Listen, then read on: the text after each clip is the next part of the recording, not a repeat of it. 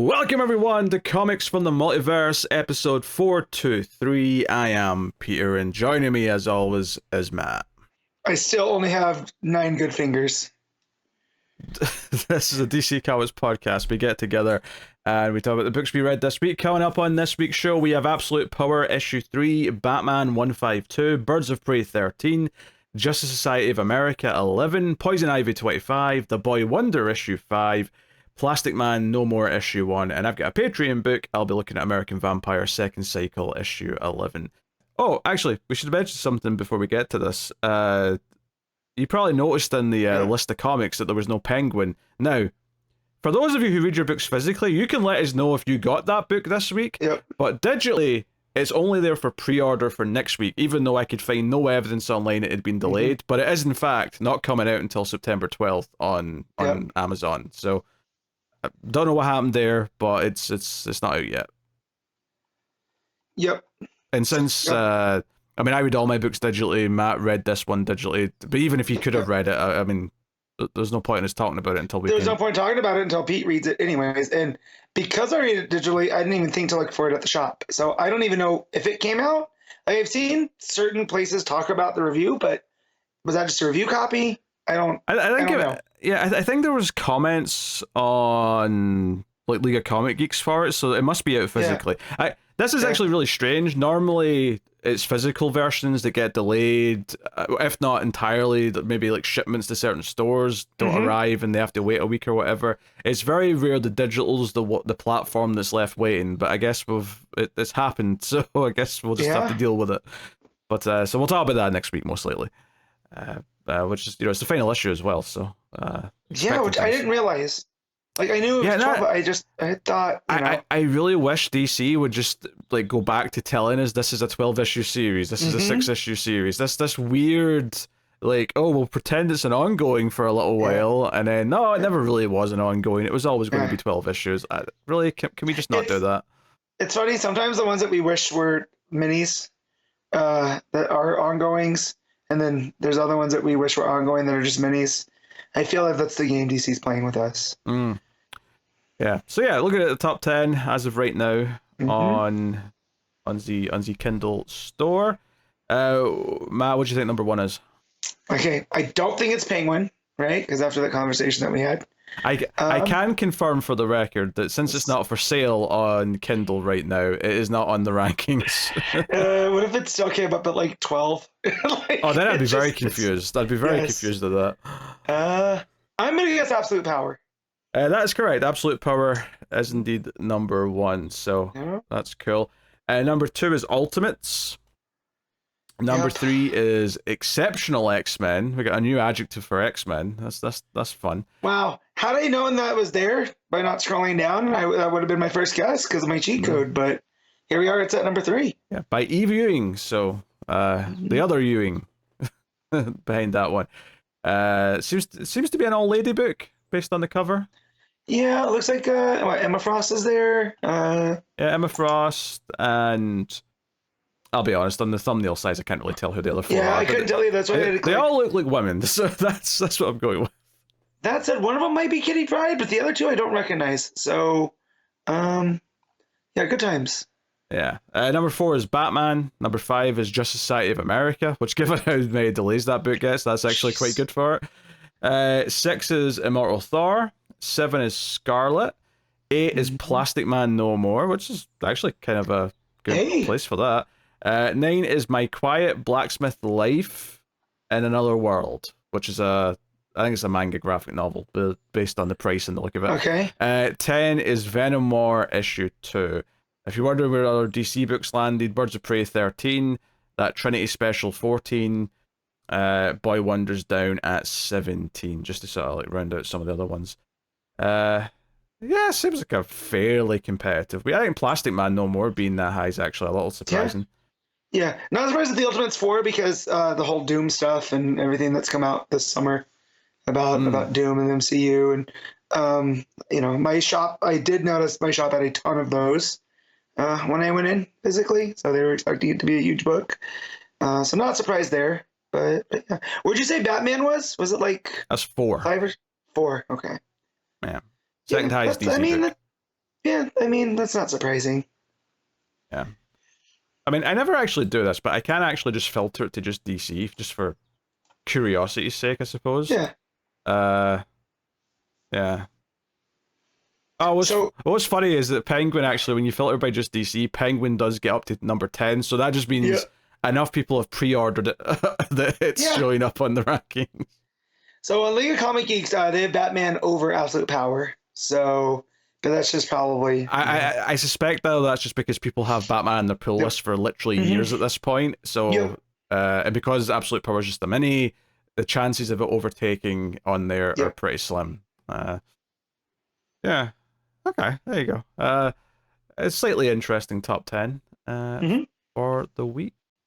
So cool. Yeah, strange, because that was the other thing on the Penguin thing, is that if you look at the release date, at least on Kindle UK, it actually does still say the 4th of September, but the buy button. So it's on the US one, it does too. Yeah, so, but then it says pre-order, and it says it will arrive on 12th of September. I wonder if someone forgot to upload the file. Yeah, that's what it feels like. It feels like just a hitch, like a mistake, rather than any sort of official decision. Yeah. That's what it seems like.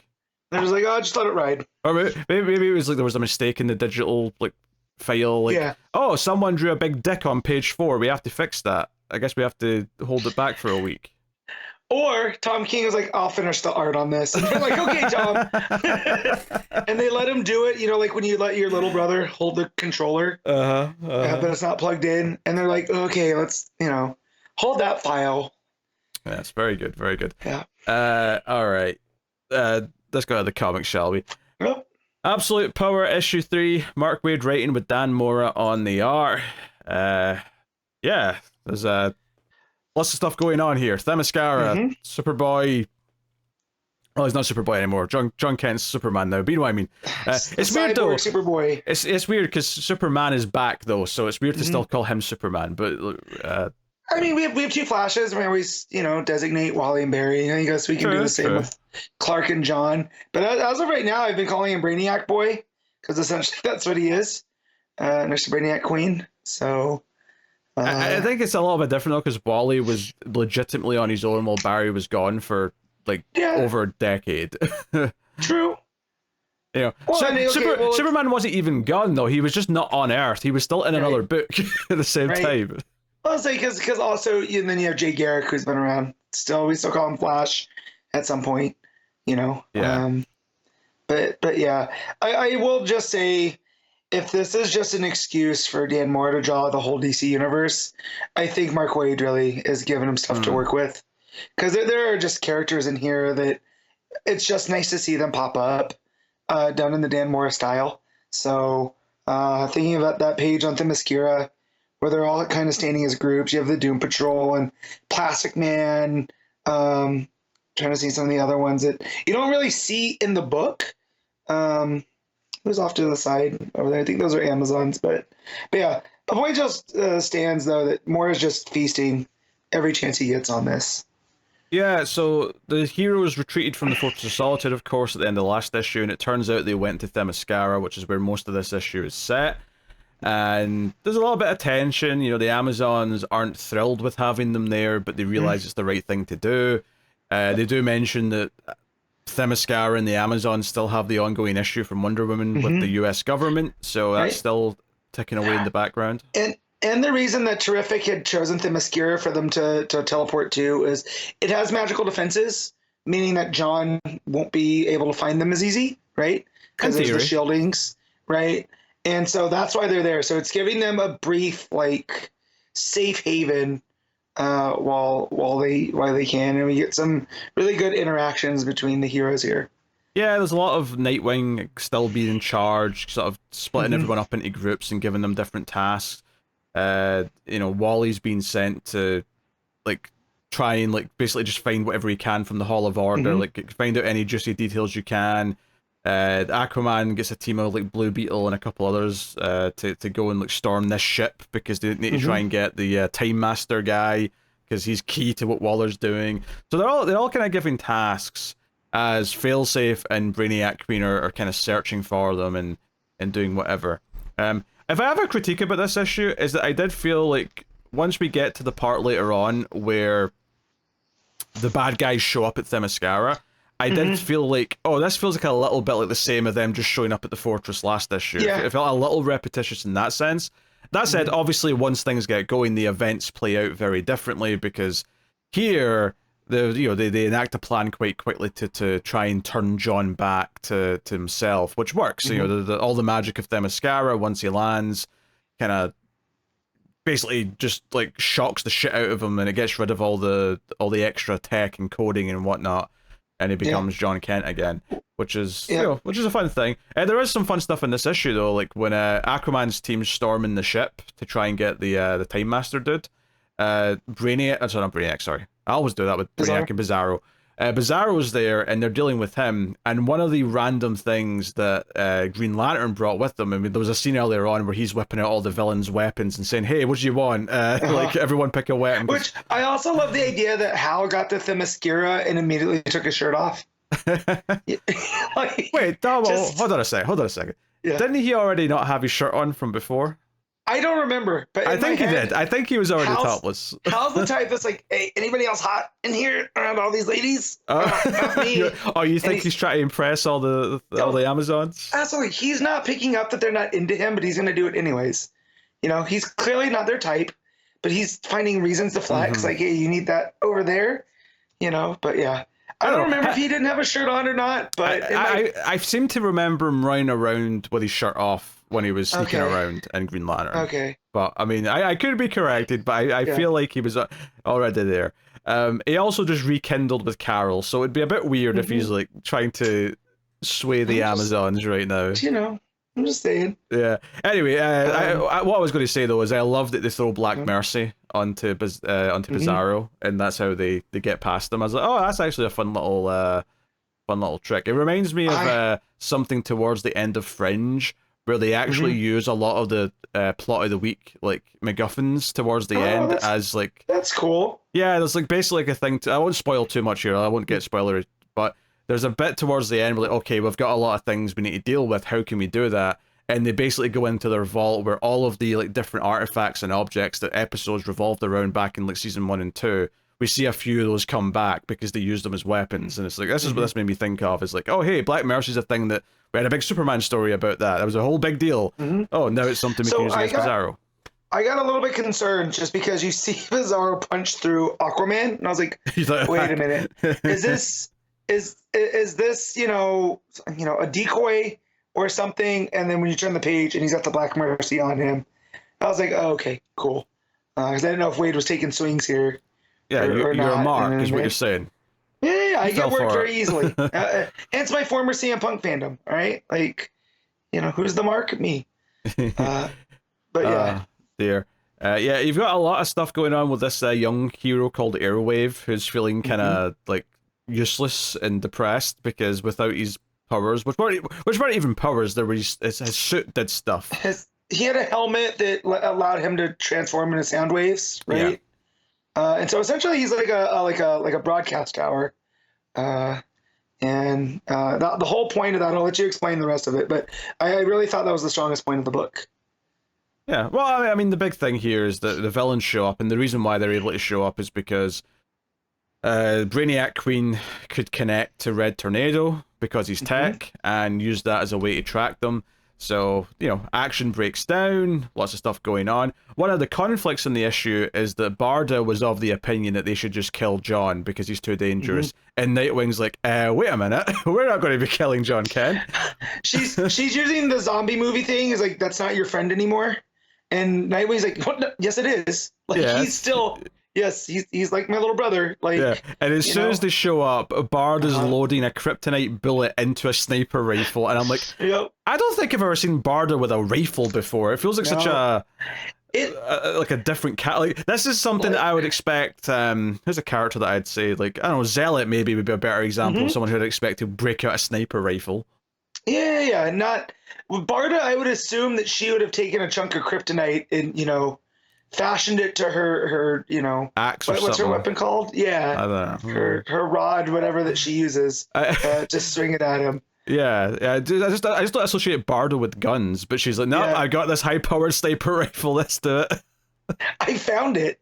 Like, I don't even associate. I mean, I guess it came from the villain's stash of weapons that Hal brought with him, but I don't even associate, like, do you think there's guns lying around in Themyscira? I don't think so. Doesn't seem like that's what they're rocking, but So real quick with the thing with Airwave that we kind of went over is he gets a pep talk by who's talking to him? It's Aquaman, I think, is it not? Aquaman? I think it's Aquaman. About because he's feeling useless, right? Because of without his powers. Is it? Hold on. Yes, I believe so. But basically, he tells them that like no, but your power's here, right? It's you. You chose to be a hero with that suit, right? With that tech. So yes, the tech helps you be a hero, but it's not why you're the hero.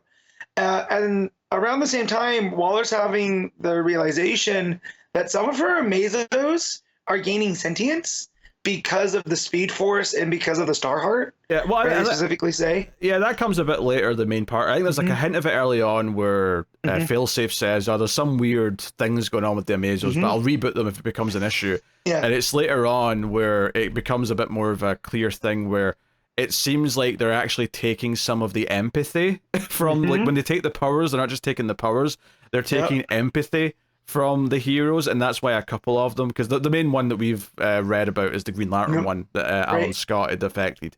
They're actually starting to gain a conscience, and this pisses off Waller to no end that they're becoming good. This idea that everything she's doing can be undone because the idea of what the heroes stand up for is actually spreading as well, and she couldn't have accounted for that. Yep. So yeah, it's a really fun idea. Where she's like, it's the goodness. There's no way that goodness spreads like that. And so I just love that for all of her cynicalness and everything, it was the one thing that she didn't account for, like actual empathy going into robots. Yeah, cynicism was the word you were looking for. Thank you, cynicism. I'm not good at talking. I can do it, but I'm not that great at it, like a lot of things. But yeah, so I like that little wrinkle here, that it's kind of the goodness that's the real virus here that's spreading amongst them. And I think that's actually a good example here of a tie-in enhancing the event, because I don't think this revelation that the Amazos are taking the personality traits or the conscious or the morals from the heroes, I think that would have felt like it came out of nowhere had I not read the Green Lantern issue. The Green Lantern tie-in issues, I think, set that up so this landed for me. Had I just been reading the main book, I would have said, that's a fun idea, but I feel like it's just come out of nowhere and doesn't really have much weight. But because I saw it play out a little bit in Green Lantern, and it even started in one of the Task Force 7 issues, which I didn't even read, but because Green Lantern teed me up for it, this landed better. So that sometimes, tie-ins can have a good positive effect, even if I still rather have regular Green Lantern issues than the tie-in issues. They did accomplish something here in the context of the overall story, which is for sure, which is good. So, they've dealt with John at the end of the issue, and at this point, Superman's back. He's hugging John. Batman's back as well with the mother box and all that. This was another example of I read this first when I probably should have read Batman first, but whatever. I actually do think that it doesn't really matter at that run, because it really does feel like a side quest for Batman. It does. It's really just he went to fetch an item. And he's back with it. And here he is. It's like he went to go grab lunch.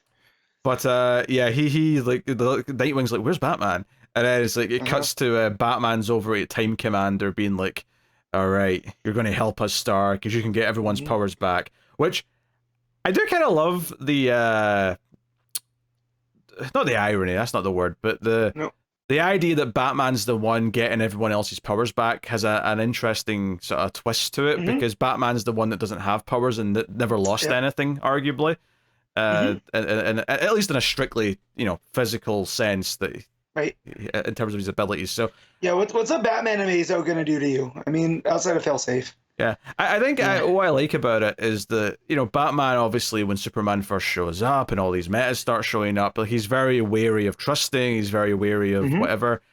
there is something kind of sweet that in the, that now we've got like an older middle-aged Batman who's been through a lot, that he's like, no, I'm going to get all my friends' powers back because they do too much good. I don't know. It's just it's a nice little character bit for him.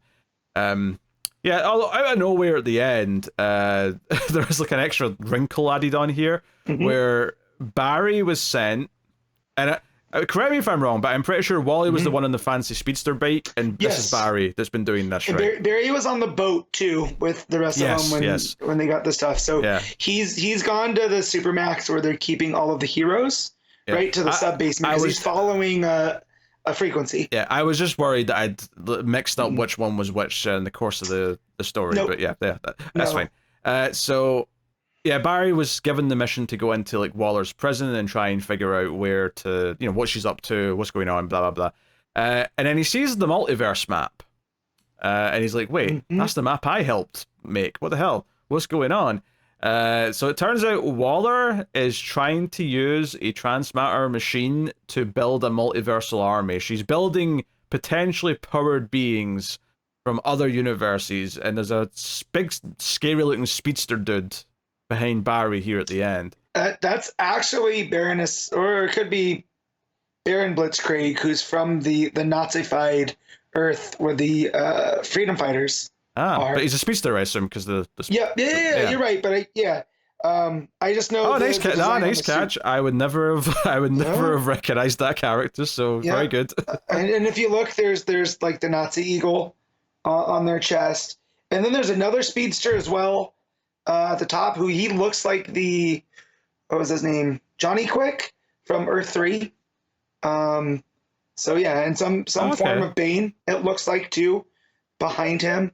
Because that was another part we kind of skipped over, was there's a voice that's talking to Barry, right? And is basically like, you're gonna have to do what Flashes do during an event like this. This was this was like a voice luring him in almost, right? You just see a hand. What's so funny though is that the hand looked like it's wearing a white glove, and I was convinced this was Time Commander because like literally 2 pages later, when they find Time Commander, he's wearing a white glove. Admittedly, he's not acting like the mysterious voice that told Barry to go be a Flash, but I actually forgotten about that. It was such a weird little intersect. Yeah, so it's a voice that comes to him, and he thought that it was Hal. He goes, "This isn't Hal. Are you speaking through some kind of modulator? You can't tell." Yeah. And the voice goes, "It doesn't matter." For the record, when you say a voice comes to him, it isn't just like materialized in his head. No, it's in his comms. It's over his comm system, yeah. So someone's just hacked into the signal. That's all. And they're wearing the white glove, right? And he asks, he's the one that tells them, or they're the one that tells him to go to the bottom of the Supermax prison. Feels like a trap, right? Yeah. Feels like he's been lured down here. And he goes, what a Flash always, he goes, and do what do you want me to do? He's like, and what a Flash always does in the crisis, save the world or die trying. And I'm like, that's a bit sinister.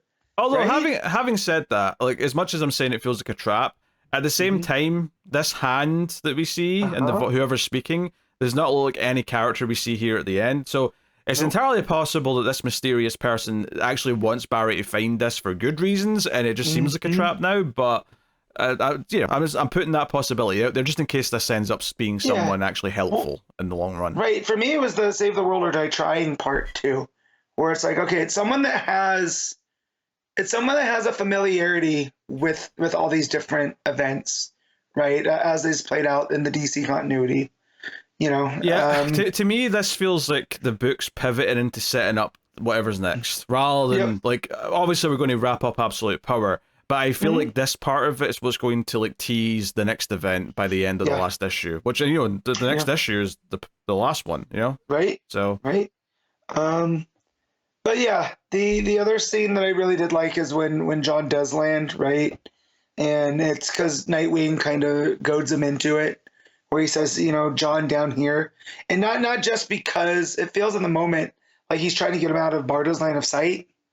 But it's really because once he steps foot on Themyscira, right, the magic will help do that. So I like that entire sequence, and Mora really renders it really well. Yeah. Because John looks super sinister, right, standing over him with all the the orange and yellow behind him, and then as soon as it burns out, right, and we see that the way that a couple pages later that Clark's hugging him, and he looks like he's been through hell, It just that entire sequence really hit me. Yeah. Also, the other big thing that happens here is that once John is back, because he's still connected to all the Brainiac Queen tech, he basically like forces all the real memories into her. So Brainiac Queen basically gets like a surge of like, oh no, the heroes aren't enemies like Amanda Waller has taught you, and you can sort of, and it's well done on the art because you sort of get her face and she's screaming, but in like behind her face, like in her skull, if you will, you see just all these examples of, you know, Superman being Superman, Batman being Batman, Wonder Woman, so on. Straightforward enough. So that pisses Waller off as well. She feels like her quote unquote daughter has been violated by all these truthful heroic memories that is now being put inside her brain. They put bad things in her head. Yeah, and then I think Batman sends Brainiac Queen to Pluto with the mother box after that. Yeah. Sorry to give you this trauma. See you later. Yeah, bye-bye. I mean, she's a big scary robot. She'll be fine, but that was a big moment as well. It feels like it may be important. Maybe Brainiac Queen will be coming after Waller next. Now with the lies have been exposed potentially. I suppose it depends how confused she is. Maybe they're conflicting and she's not quite sorted them out yet, you know, because there's like two histories in her head now. But yeah, so no, I mean, I enjoyed the issue. I do think that from a structural perspective it is a little messier than the first two. And you know, the idea that our heroes are hiding in a safe haven. It was the fortress last time, this time it's Themyscira. Villains eventually show up. I do think that feels a little repetitive, but there's a lot of good character beats. I do like some of the details, like Black Mercy on Bizarro, or just some of the, like, you know, Nightwing being the leader. You know, some of these teases for what's coming. But this definitely felt more typical eventy, perhaps, than like I think the great focus that issue 1 and to an extent issue 2 had as well. So good, but not quite as great as the other ones. Yeah, Waid really spread out the focus on this one. The last two were kind of focused on these big moments. This one kind of reversed that, where there's a lot of these good small moments, but it was really focused on moving things along. Yeah. It may just be a victim of this is only 4 issues instead of say 6, and this is quite. I mean, they are a little bit oversized. Don't get me wrong. There's 30 pages instead of 20, but it does maybe feel like, oh, another issue or 2 might have helped to breathe just a little bit more. Yeah, but I agree. All right. Obviously, art's very good. You brought up Mora earlier. Yeah, I mean, I think there are some pages that are just complete standouts, and then there's other pages where it's just solid, right? That's kind of the range that Mora works in. Yeah. So, yeah.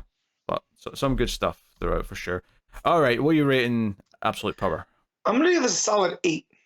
Yeah, I agree. It's an 8 out of 10. I think it's a very good event book, but nothing's matched issue 1 as of yet. But we'll see how it wraps up. Although I do have a sneaking suspicion that it's going to do that thing where 2/3 of it's wrapping up this story and 1/3 of it is but teasing for the build up to the next thing that we're going to do in the DC universe. So, plus, I mean, I don't know if there's going to be like a sort of blanket sort of. No, it doesn't need an intro in the same way that Rebirth had to have the Rebirth one-shot, but I do wonder if the end of this will feel like, oh, we're in the dawn of a new age because we're now in DC all in. Maybe there'll be a tease of the Absolute stuff at the end, like maybe like, because I mean, hell, this issue did bring in the idea of the multiverse map. Maybe, you know, at the end of, you know, we'll get a little glimpse of Absolute Superman, Batman, and whatnot. Oh, and we'll talk about Batman as well, because there's an element there that also feels that I feel like we just cracked a code a little bit. Yeah. Maybe. All right. Speaking of Batman 152, legacy number 917, Chip Zdarsky writing with Mike Hawthorne on the art. I feel pretty similar to this one as I did last issue, which is I think it's a perfectly enjoyable tie-in issue that is not necessary, but there's some good bat and cat back and forth and some decent action, decent art, not amazing art, but still a step up from what Zdarsky had been doing though on the run, so still happy enough with it, all things considered. So good. Plus a backup which just happens to be a Birds of Prey story by Kelly Thompson, which feels like part of her run, and it does. I guess it's a way for them to like say, hey, go try Birds of Prey. Here's a little tease of it. Go on. I mean, that's just weird considering we're on issue 13 of Birds of Prey at this point. that they're Yes. trying to shine something. I would have expected that earlier, but I'm not going to be mad at getting more Birds of Prey No, not by at Kelly all. Thompson. Not at all. So yeah, the main story, of course, here is Batman and Catwoman are on what was Zarnia, Zarnia. which Waller's got her like weird secret house in a bubble that they went to last time where the mother box is, and we have the mausoleum for the Waller family. Yeah, we got a discount Deadshot, whatever his name is. Deadeye. Deadeye, there you go. A discount Deadshot though sounds good. Like that is a good name for him. Also, Gunsmith, which is annoyingly still a similar name to these other like Deadshot, Deadeye. Yep. You know, they're all sort of gun related. Black Alice is there as well, and yeah, it basically boils down to Catwoman trying to decode the mother box, which is they think is going to explode. It ends up being a little bit different to that once the timer actually runs down. Whilst Batman takes on the villains and tries to hold them off while she's doing her thing, and it's it's like that stuff's pretty decent. Bizarro's also around. I think what I like though here is that when the timer actually goes down though, and like this like mausoleum starts like changing and shifting, like it's sort of not imploding in like in a traditional sense, it's more like a mother box style transformations happening to it. I really like the idea that Batman's like, okay, the energy and like the stuff coming from the planet and this like flying scorpions or whatever that's on its way over to them from the planet, his suit will deal with that, but Catwoman's suit's not as like defensive. So I really like the idea of him taking off his cape and giving it to her. In the same way that a man will give a coat to a woman when she's cold. Yeah. This felt like, oh, you need more defense. Here's my cape to do that. I thought that visual of her wearing the cape was pretty cool, actually. Yeah, and I do like when it doesn't make sense that she's a cat burglar for her to wear a cape, but anytime we see her in that more traditional, like her kind of first appearance, you know, the purple with the green cape, that type of stuff. I like those kind of callbacks in here. It looks good, like on this costume. And then we get Batman without the cape running around. So it's kind of how like you used to play with your action figures when you could trade stuff around. You know, so now Catwoman's wearing the cape and Batman's running around just in armor. So it added a bit of a lightness to an otherwise darker story. Yeah, no, I mean, I just think it was fun. I mean, obviously, jumping to that, I've skipped over a lot of Batman fighting villains, which is, it's fine. You know, it's entertaining, but it's just not much to it. Bizarro's got a metal arm, and so, of course, Batman disarms that, right? And Bizarro gets upset, and they're kind of slugging it out back and forth. But yeah, and then you get these flying scorpions on Zarnia that are carnivorous. And I was just like, okay, that definitely feels like a Zdarsky thing. It's like, how can we up this ante? Oh, we'll make them carnivorous flying scorpions. But yeah, I mean, everything's fine. Again, compared to what we have been reading, it's you know, it's not as annoying. Yeah, I haven't got annoyed. The fighting's just mostly fun. The little things though was mainly the Selina and Bruce relationship with them like talking to each other and saying, oh hey, maybe we won't get a happy ending, but it'll be a spectacular ending. And even once they do actually get back at the end, right, and they've grabbed the mother box and it's transported them to, you know, where actually I'm skipping over something really cool, actually I'll get back to that in a second, but it transports them to a beach, and I thought it was Themyscira at first just because I know that's where Batman's going to end up. But it turns out that Bruce was thinking of the last place he was happy, and that was like a vacation he had with Selina before Bane took over Gotham back in King's Run. And I thought, oh, that's kind of sweet. And they have this little like, you know, moment where it's like, hey, we'll keep stealing as many moments together as we can, even if we're never going to like settle down and just be a couple with a happy ending. Although, if they were playing true to life, eventually age would force them to. But you know, it's comic books, so whatever. But I like what Selina says here. It says that, you know, because Bruce is, you know, doing the Bruce thing of trying to push through and trying to like push his emotions down and whatever. And she goes, "We almost died a million miles from home. Feel what you need to feel." And it's just nice that, you know, that Selina is one of those characters that Bruce can always be vulnerable to. Oh, notably though, they end up compromising on, I'll feel things as we move towards where we're going. I'll feel it on the way. You know, Bruce is always going to compromise. Yeah. But I do like the sentiments there. So the coolest part of the issue though, which was surprising after what was just a bit of fluffy fighting for the most part, is that once the mother box has like destroyed the bubble and they're just kind of on the planet, Batman realizes that Waller, in her petty way, is like, well, if I can't have this mother box, then no one can have it. So it's rigged to send out a signal to who would want it, and who would want a mother box? It would be Darkseid. And I have to say, the best thing in this issue is the idea of how Darkseid is represented by just having this silhouette over, and like this, you know, keep in mind, Zarnia is like effectively a post-apocalyptic world because it's dead, right? So you've got this post-apocalyptic city with destroyed buildings, and there's just this silhouette of Darkseid in the distance, just tiny in the frame. And Batman realizes that this is a homing beacon for someone, and then he sees Darkseid in the distance, and he just says, "Run." I love how scared Batman feels, and the idea that the Omega beams are coming, and you don't get a good look at him. Like, they really treat him like, I just watched Prince of Darkness recently. This felt like the Prince of Darkness showed up, like some force that is too much for Batman to take is here. So he has that kind of presence, he has that kind of, that just completely imposing sense of doom, and it's just because the mother box activates and they get away that they're okay. Although, having said that, the Omega beam is coming for them and it doesn't hit them, and you get one little glimpse of Darkseid at the end of the scene. Batman does posit that they're only alive because Darkseid didn't actually want to kill them, which is interesting, perhaps. Maybe that's teasing something going forward. Does Darkseid have some purpose going forward? When we were starting to talk, about the absolute type stuff, and we know what's coming with All In, I remembered this part of the Darkseid smiling at the end, right? And I was like, oh, okay, I wonder if these are like parts of the tease. Yeah, for seeds. What's coming. Yeah.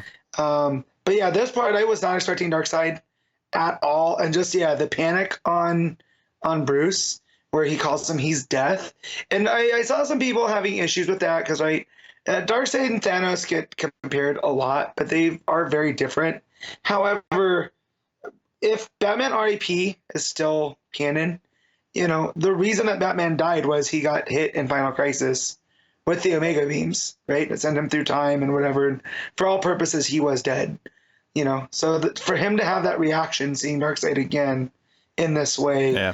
For the record, I'm pretty sure it is still more or less canon. As anything with comics, I think the details get fudged a little bit over time to make them continually fit. But I think generally speaking, it is canon.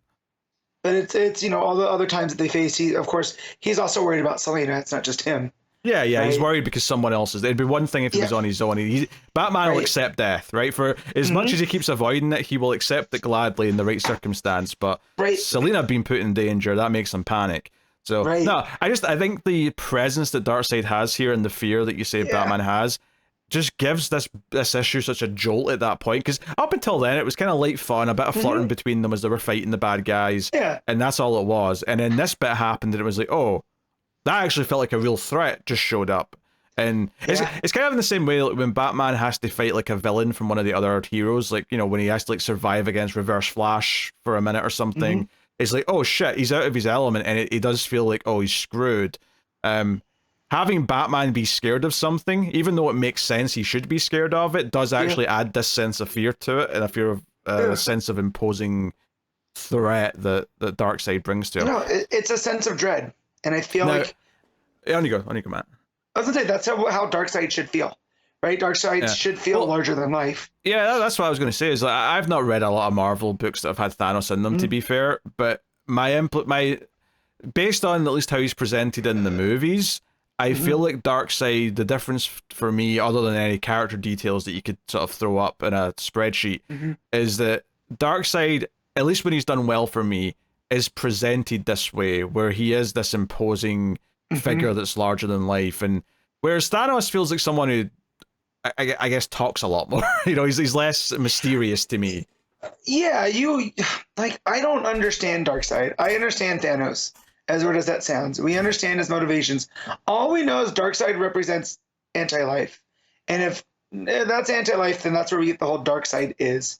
Right, that's all that matters is his, subjugation by Darkseid for the purposes of evil. Actually, so here's been a comparison. Thanos, again, just based on my exposure to him, feels like a big space villain And while you could say him wanting to court Death, who is a character, is similar to Darkseid wanting the anti-life equation in some way, I would say that Thanos feels like a big, like, sort of king-like space character, whereas Darkseid feels like a villain who comes from cosmic horror. Yeah. And that's like, and I like that feeling with Darkseid. That's why I prefer Darkseid largely to Thanos. Yeah. So. Yeah. Oh, and that's why when Tom King flips it on his head in Mr.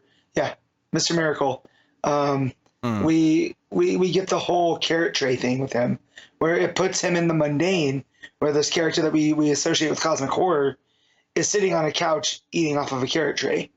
You know? Yeah, it's like the sort of things like the anti-life equation and Darkseid's search for it. Like I could see a David Lynch interpretation of that. Like that's how kind of like larger than life it feels. Yeah.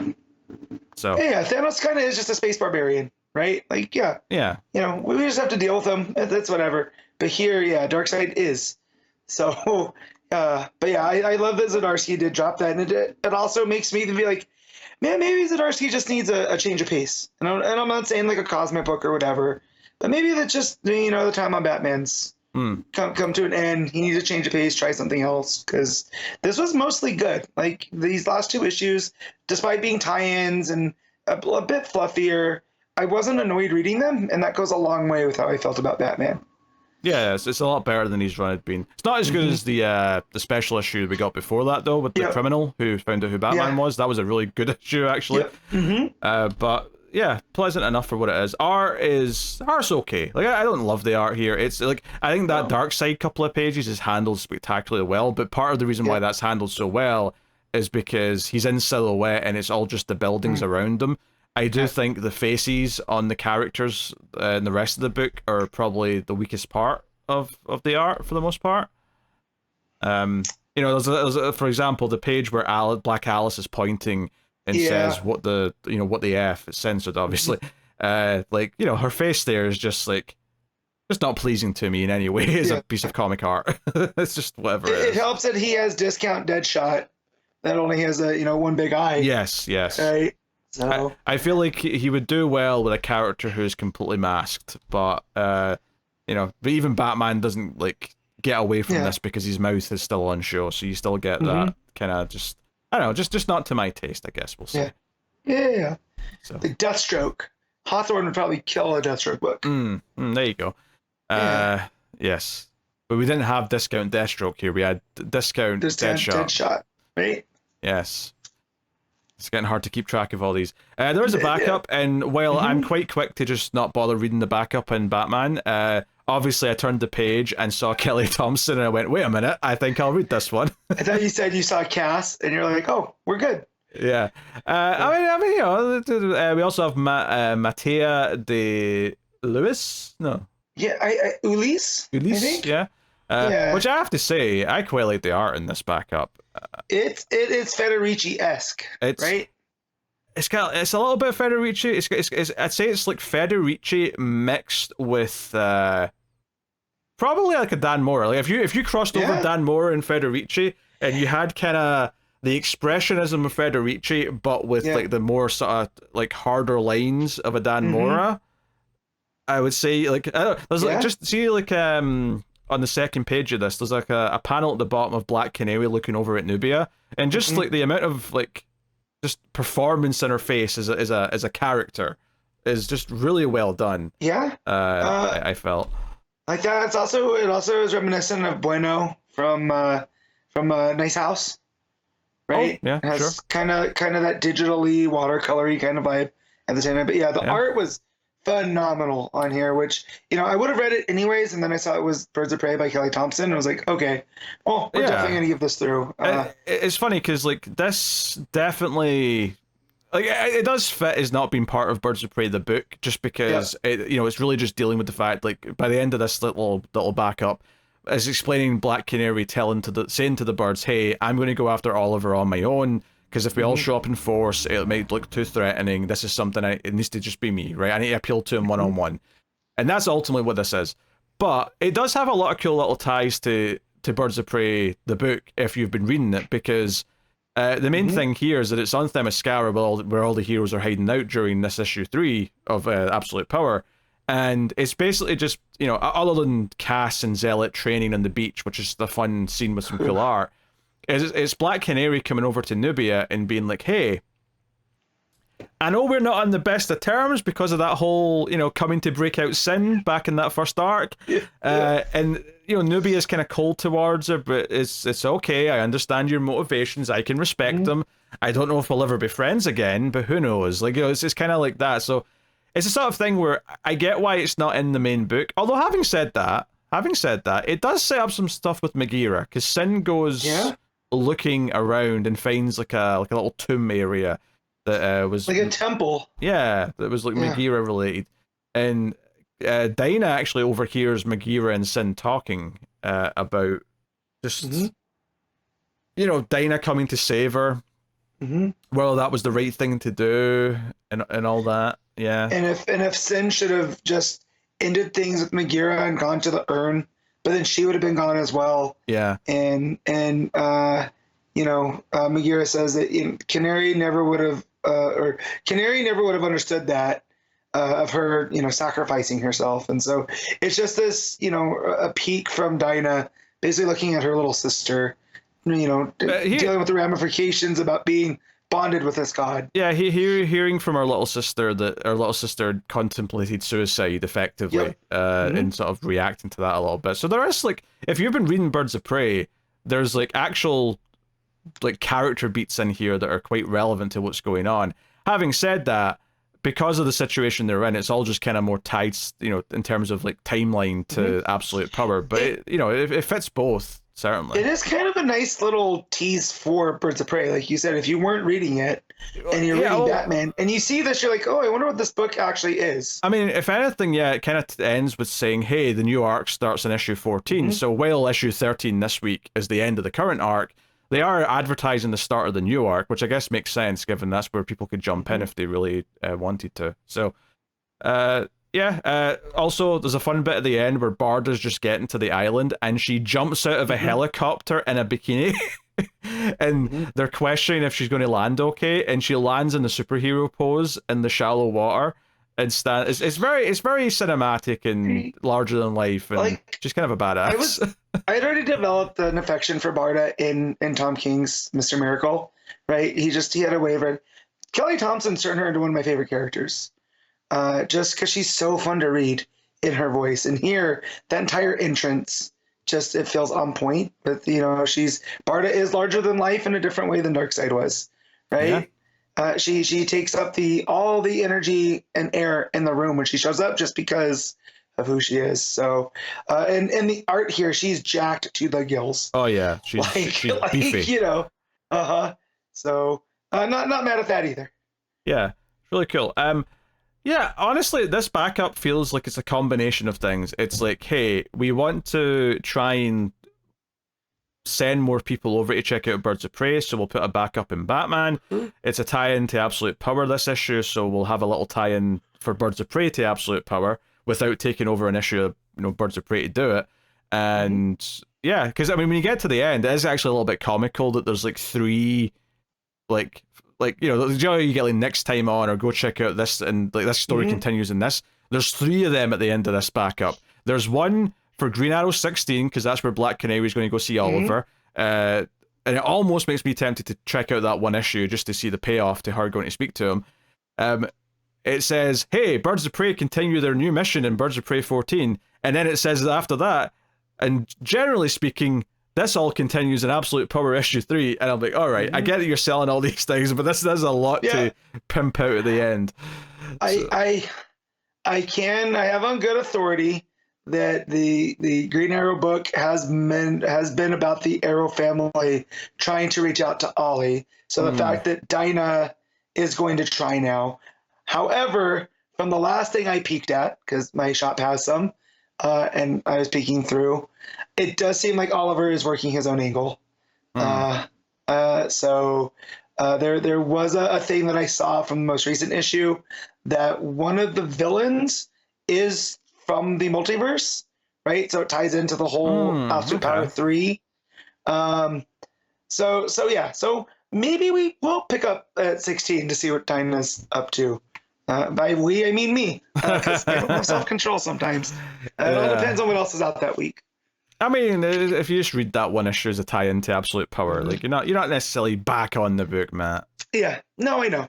I just there were dangling threads, and when I go to the shop and it's sitting there, I open it up and thumb through, and catches my eye. Yeah. So, no, I think this was an interesting little addition to Birds of Prey. That I think they should put in the Volume 2 trade. I mean, admittedly, it's weird for it to go to the end of a trade, but it would also be weird to start Volume 3, so I'll probably put it at the end of Volume 2. It would be less intrusive there, I think. But because I feel like that little conversation with Sin and Megara, if nothing else, feels like it's probably a nice beat in their story for wherever that's going to go next in the main run. It definitely feels like a development for Sin. Yeah. Right? Yeah, and then the rest of it's just kind of fun. Admittedly, I don't know how much this will sell people on Birds of Prey if they're just reading Batman, because like there's a lot of characters, and they make no cast, and they'll know Dinah probably. I feel like they're not really going to know who Sin is. They're not going to know who Zealot is, perhaps. Like they're definitely a bit more niche character-wise. Yeah, but if their interest is piqued enough, then there's a Birds of Prey book right there that they can... I mean, I hope it does. I hope it grabs some new people for Birds of Prey. I absolutely do. But I like this backup a lot because I've been reading Birds of Prey, and it was nice to get another slice of the characters. So if you guys aren't reading Birds of Prey and you just read this backup, let us know what you thought. Like did it make you want to go read it? Like, do you just, when we talk Birds of Prey, do you just skip because you're not reading that book? So, Yeah, although I will say, if the art's making you think, oh, I wonder if the book looks like this, it doesn't. I mean, the art's good in Birds of Prey, but it's definitely very different to this. Yes. So, yeah, it did make me go, oh, could we get an arc with this artist? Is that something we could do? I've seen that name come up in solicits. I'm not sure with what book yet. Yeah. But that artist is coming up in something that we read. So that's exciting. Yeah. So, all right, interesting issue of Batman there. So I really liked the dark side moment in the main story, and it was otherwise generally fine and a bit fluffy, but fun. And loved the Birds of Prey backup. So it's a really weird one to rate. But Matt, what are you rating what are you rating Batman? If we have to take it as a whole, I think I'll give it a 7.5. A lot of it's weighted towards that Birds of Prey story and not being, and the Batman being average and not what we're used to. So yeah, I'll go 7.5. Yeah, it's weird. I don't think I might agree with that because it feels weird to go up to the into great territory.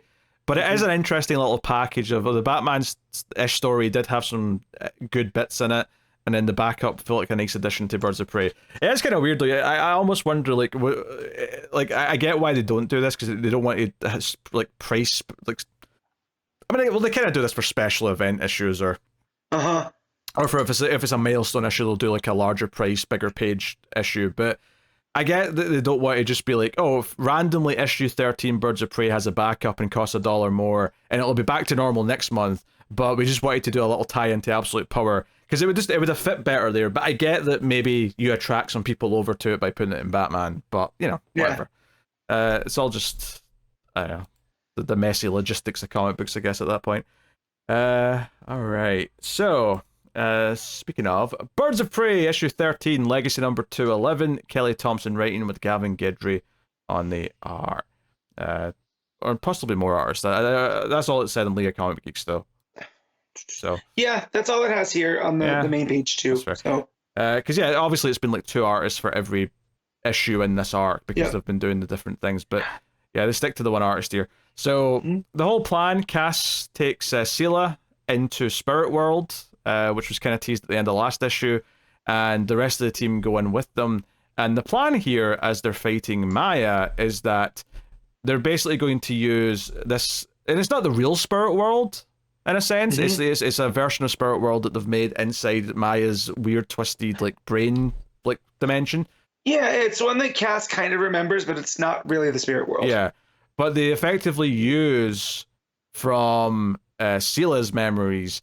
They create spirits of all the dead sisters, and that was Cassie's crazy plan, which and the idea is to provoke her so much and make her so scared of these spirits and this idea of them coming after her, and she does run. She is terrified when she sees them, is that she'll open a portal to the real world and they can all jump out. Right. In the meanwhile, on the other side, we've obviously got was it Xanthe with Xanthe, Constantine, Zealot, and Maps. So yeah, they're all waiting. So we get a great panel where they all come tumbling out and like sort of land on top of them. And immediately Maya's turned into a big like sort of snake monster and is like still trying to fight them. But they say, "Hey, where's Cass?" And we actually get maybe my favorite scene of the issue actually is that Celia is like kind of scared to leave, and Cass sort of stays behind and sort of gives her a pep talk and says, "Hey, those aren't really the spirits of your sisters. They came from your memories." And Celia's like, "Yeah, they came from my memories, so they're real." And Cass is like, "Well, yeah, but that means they're going to be those memories will still be real anywhere. You don't have to be in here for them to be real." So she talks her out into coming back into the real world. So we get a big 2-page splash of a fight scene going on with all the big snake parts of Maya at this point. Yeah. Vixen channeling a bear, and you have Xanthe with their big old sword. Barda's got Maya in a headlock. Like that's some great stuff. Yeah, it's a lot of chaos, and then ultimately Celia confronts Maya, and they've not actually seen each other in years. And basically, Celia just kind of says to her, like, "You make this all seem like you're doing it all because you care about our mum's death and you wanted to get revenge for that, but you spent all this time making Meridian's time travel tech work for you.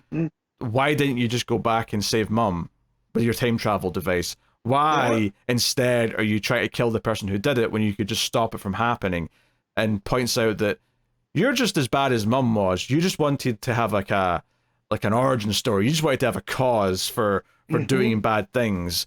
So it's like, and yeah, to be fair, I never even thought of that at any point during this arc. Why, if she has the time travel ability to come back and kill Barbara in a past time, why not just go back and stop the murder that apparently happened from happening? And Celia even tells her that you just wanted an excuse to take our sister's powers, right? Because you're just like Mom. You're a supervillain. And that right there, that disarms her enough that Maya ends up taking off and escaping.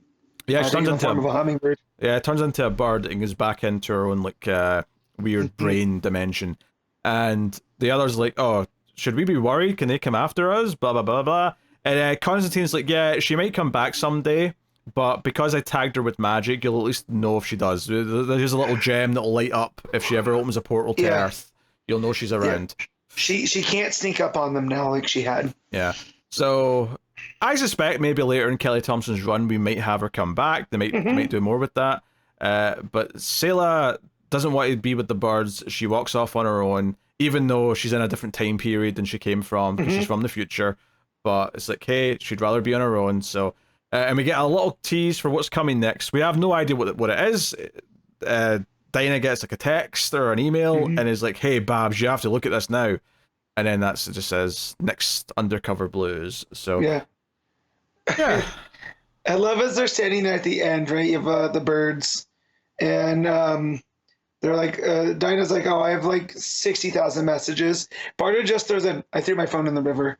Like again, it's just Kelly Thompson's so good at giving Barter these little quips. Do you know what I'm realizing what Barter's humor is? How it's appealing. She's Ron Swanson. Yes. And when I said she threw the phone in the river, like Ron Swanson, it clicked. I think at the same time it clicked with you. Yeah. Yeah. That's just very Ron Swanson. Yeah. Like I think some people would mistakenly say she's just a Drax clone here with this sense of humor. No, it's Ron Swanson. Yes. Because at the end of the day, she kind of just wants to be left alone, right? Just like Ron. Yeah, she's just a big jacked muscle mommy, Ron Swanson. Muscle mummy. Matt's letting some of his desires creep out.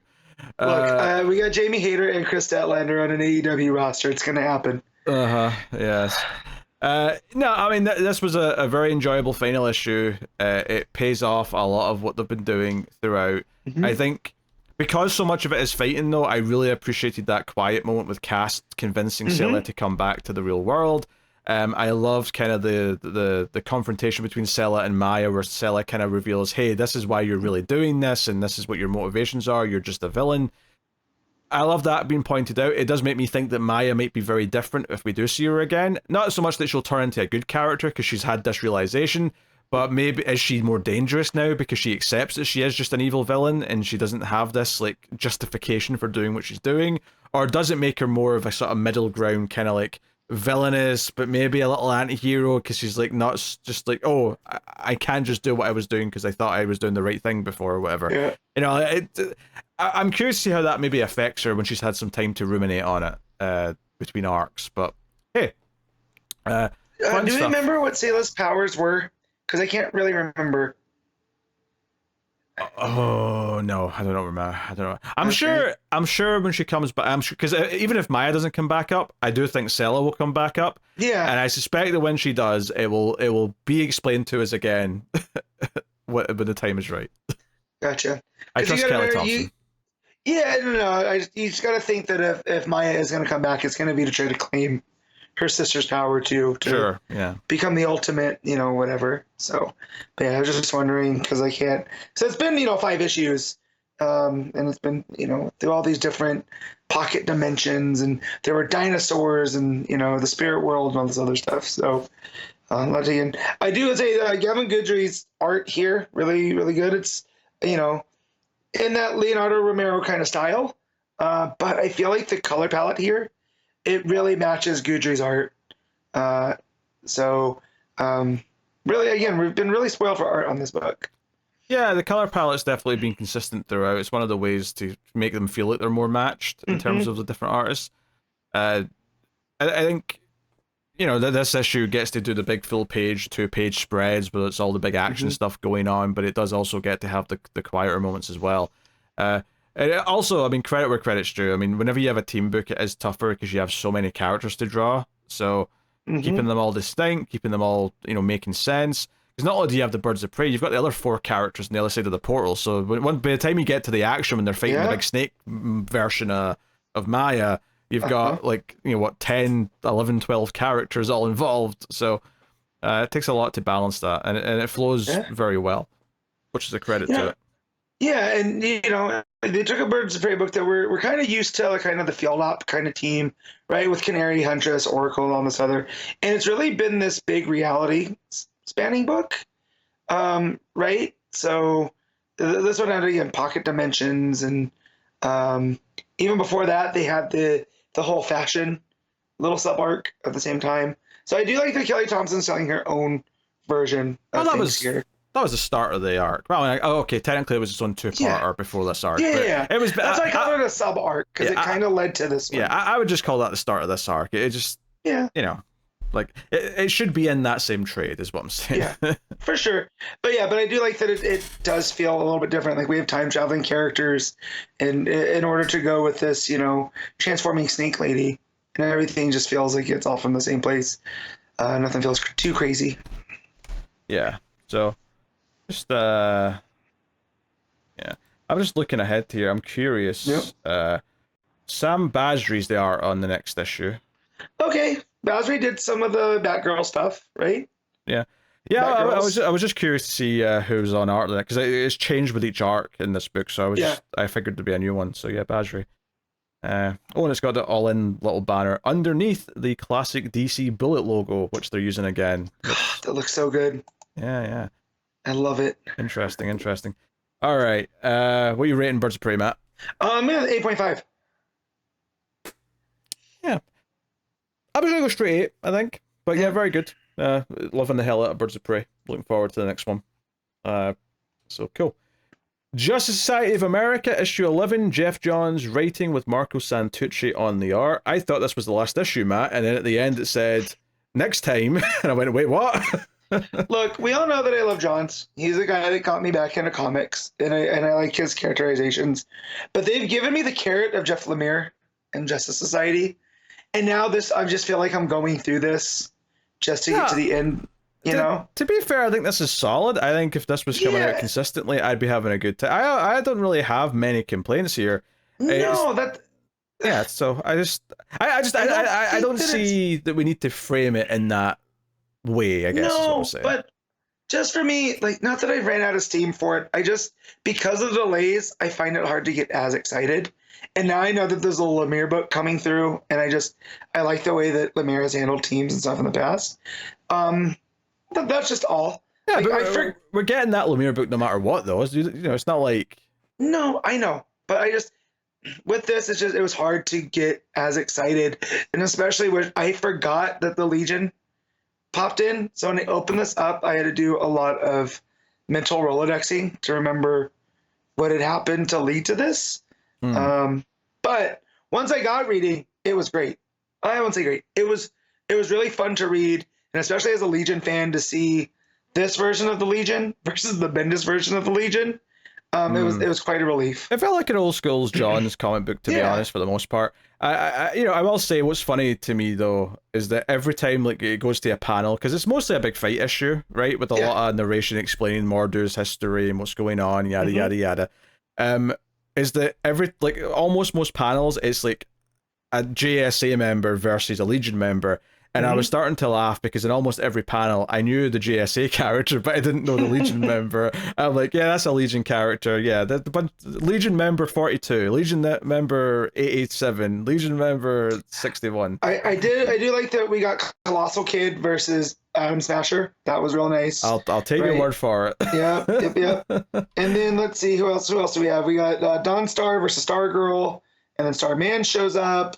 Trying to see who's fighting. I can't see who's fighting Alan Scott, but yeah. But you're right. It is, Legion member versus Justice Society member. And that's like half the issue, yeah. Yeah. And that is funny. Then the big sort of turn here that happens is that it turns out Wildcat, Yolanda specifically, obviously, is the Wildcat that we've been having. Turns out Eclipso's possessed her and turns, rips her apart and like comes from within. He's been like gestating in there for a while, and it turns into an Eclipso fight. I will say that maybe they were teasing Eclipso before, but because it's been so long between issues, I don't remember that. So this felt so out of nowhere to me, but I am going to concede that there's a good chance that this is teased before, and I just don't remember it because it's been so long. Look, we all know how I feel about Eclipso. So when I saw when they were teasing that, because it's Huntress's narration from the future, basically, like as she's been through this, where she goes, well, we didn't realize that what the bigger threat was, and I was like, oh, what could this be? And as we start to get to the page where we get that, and I look down and I see Yolanda with the red eyes and the half blue face, and it clicked before I read Eclipso. I got very excited because we all know how I feel about Eclipso. So was not disappointed now. However, I did not realize that Wildcat and Dr. Midnight 2 had died previously, and so Johnson used this. Eclipso had helped bring them back, and was laying dormant and all of this. So that was quite a surprise. Yeah, and then Mordru, to beat Eclipso, enchants one of Huntress's arrows with the fire of summoning that harassed the energy of the far-off tyrant sun called Solaris, funneling it through the prism of the black diamond, which basically smashes the Eclipso diamond, long story short. Magic Arrow smashes diamond, and then somehow Eclipso turns back into Wildcat, even though it looked like he ripped her body in half, but let's not question it. Yolanda's back, she's fine, no worries about it. So yeah, it would have been nice maybe to focus more on Yolanda as a character during this run if we were going to do something big like this with her at the end. Yep, would have been nice. That would have been nice. Anyway, the whole thing ends with the Legion saying, hey, we can't let the past change with all this Mordu crap, but he can be a good character in the future and build a new path from where we are now. And hey, maybe anyone else displaced from a different timeline could probably belong there as well. So the end of the issue is that Huntress has went to the 31st century and built the the Justice Society of America of that time period with young Mordru and some futuristic versions of other characters. So you've got like a futuristic Dr. Fate, a futuristic Golden Age Green Lantern, which is a weird thing to say, but you know what I mean. Yep, it looks more Alan Scott than the Green Lantern Corps. And there's a few others as well. We got an Atom type or an Atom Smasher. There's a Wildcat. XS is there, who I always like because that's from the Secondary Legion that took place in between the traditional Legion and the Mark Waid 3-boot Legion. Okay. She's a Flash character. That's who they adapted as Barry's daughter on the Flash TV show. Right, she was based off of XS. She's a long distant relative of them. So seeing them sitting around that table in the same, not the same order exactly, but the same style as that famous picture of the Justice Society, that was kind of nice. Yeah. Issue 12. Does it have a date here? October 2nd. So it is apparently going to be in a month from now. Yeah. So we'll see if it moves. But as of right now, it's still scheduled for a month. Yeah. Time. I also like the kind of a resolution between Khalid and Salem, right? Where she's like, "Oh, I was kind of wrong about you. You aren't Kent Nelson. Sure. But you are Dr. Fate." And she's like, "I have to go back to where does she say? That little town, or from the Limbo Town." That she's going to go there. She has some unfinished business. So I kind of like that tease because I have liked Salem. I think there's more to her than we've gotten. I wouldn't mind seeing more of her in the future. So, but I like that little moment too. That was because that was an ongoing thing. I did remember despite all the delays is that Salem kept saying, "You're not my mentor. You'll never be my mentor. You're a usurper." I think that was just the last issue. I don't think that was like a running thing. It was just like... It wasn't? No, it was just one issue. I think it was last issue when they met. She said all that. Well, damn, it felt like it's been around for a minute. Yeah, I mean, it's not a perfect issue by any means, right? Yeah. And I do think, the big gaps in time definitely hurt some of the moments, but probably land better if I remembered more of it more. And I would have liked a bit more Wildcat, and if there is any teasing for Eclipso before now, I've forgotten it. But I will say I found myself kind of enjoying this just because once it got going, I was like, this feels like a classic Geoff Johns comic with him fawning over all these different characters that he loves and whatnot. So I enjoyed it for that reason. I think if this was just ending at 12 and that was it for the GSA, I would be kind of like, it's a shame this is ending because it's probably just the end of the GSA for now. But knowing the new book's coming with a great creative team, it just, I just feel like, I can just enjoy this for what it is now and have a good time. And you looked at 12's coming in October, and it's by Todd Knock, who helped co-create Stargirl with Johns. So it'll feel like this will be their send-off to the character. So I feel like it'll be more of an epilogue. This kind of finishes everything. Yeah, it says next time graduation day, which would imply it's going to be Courtney focused, which is weird for this book because it's been a Huntress focused book. And it feels like her story's done at 11.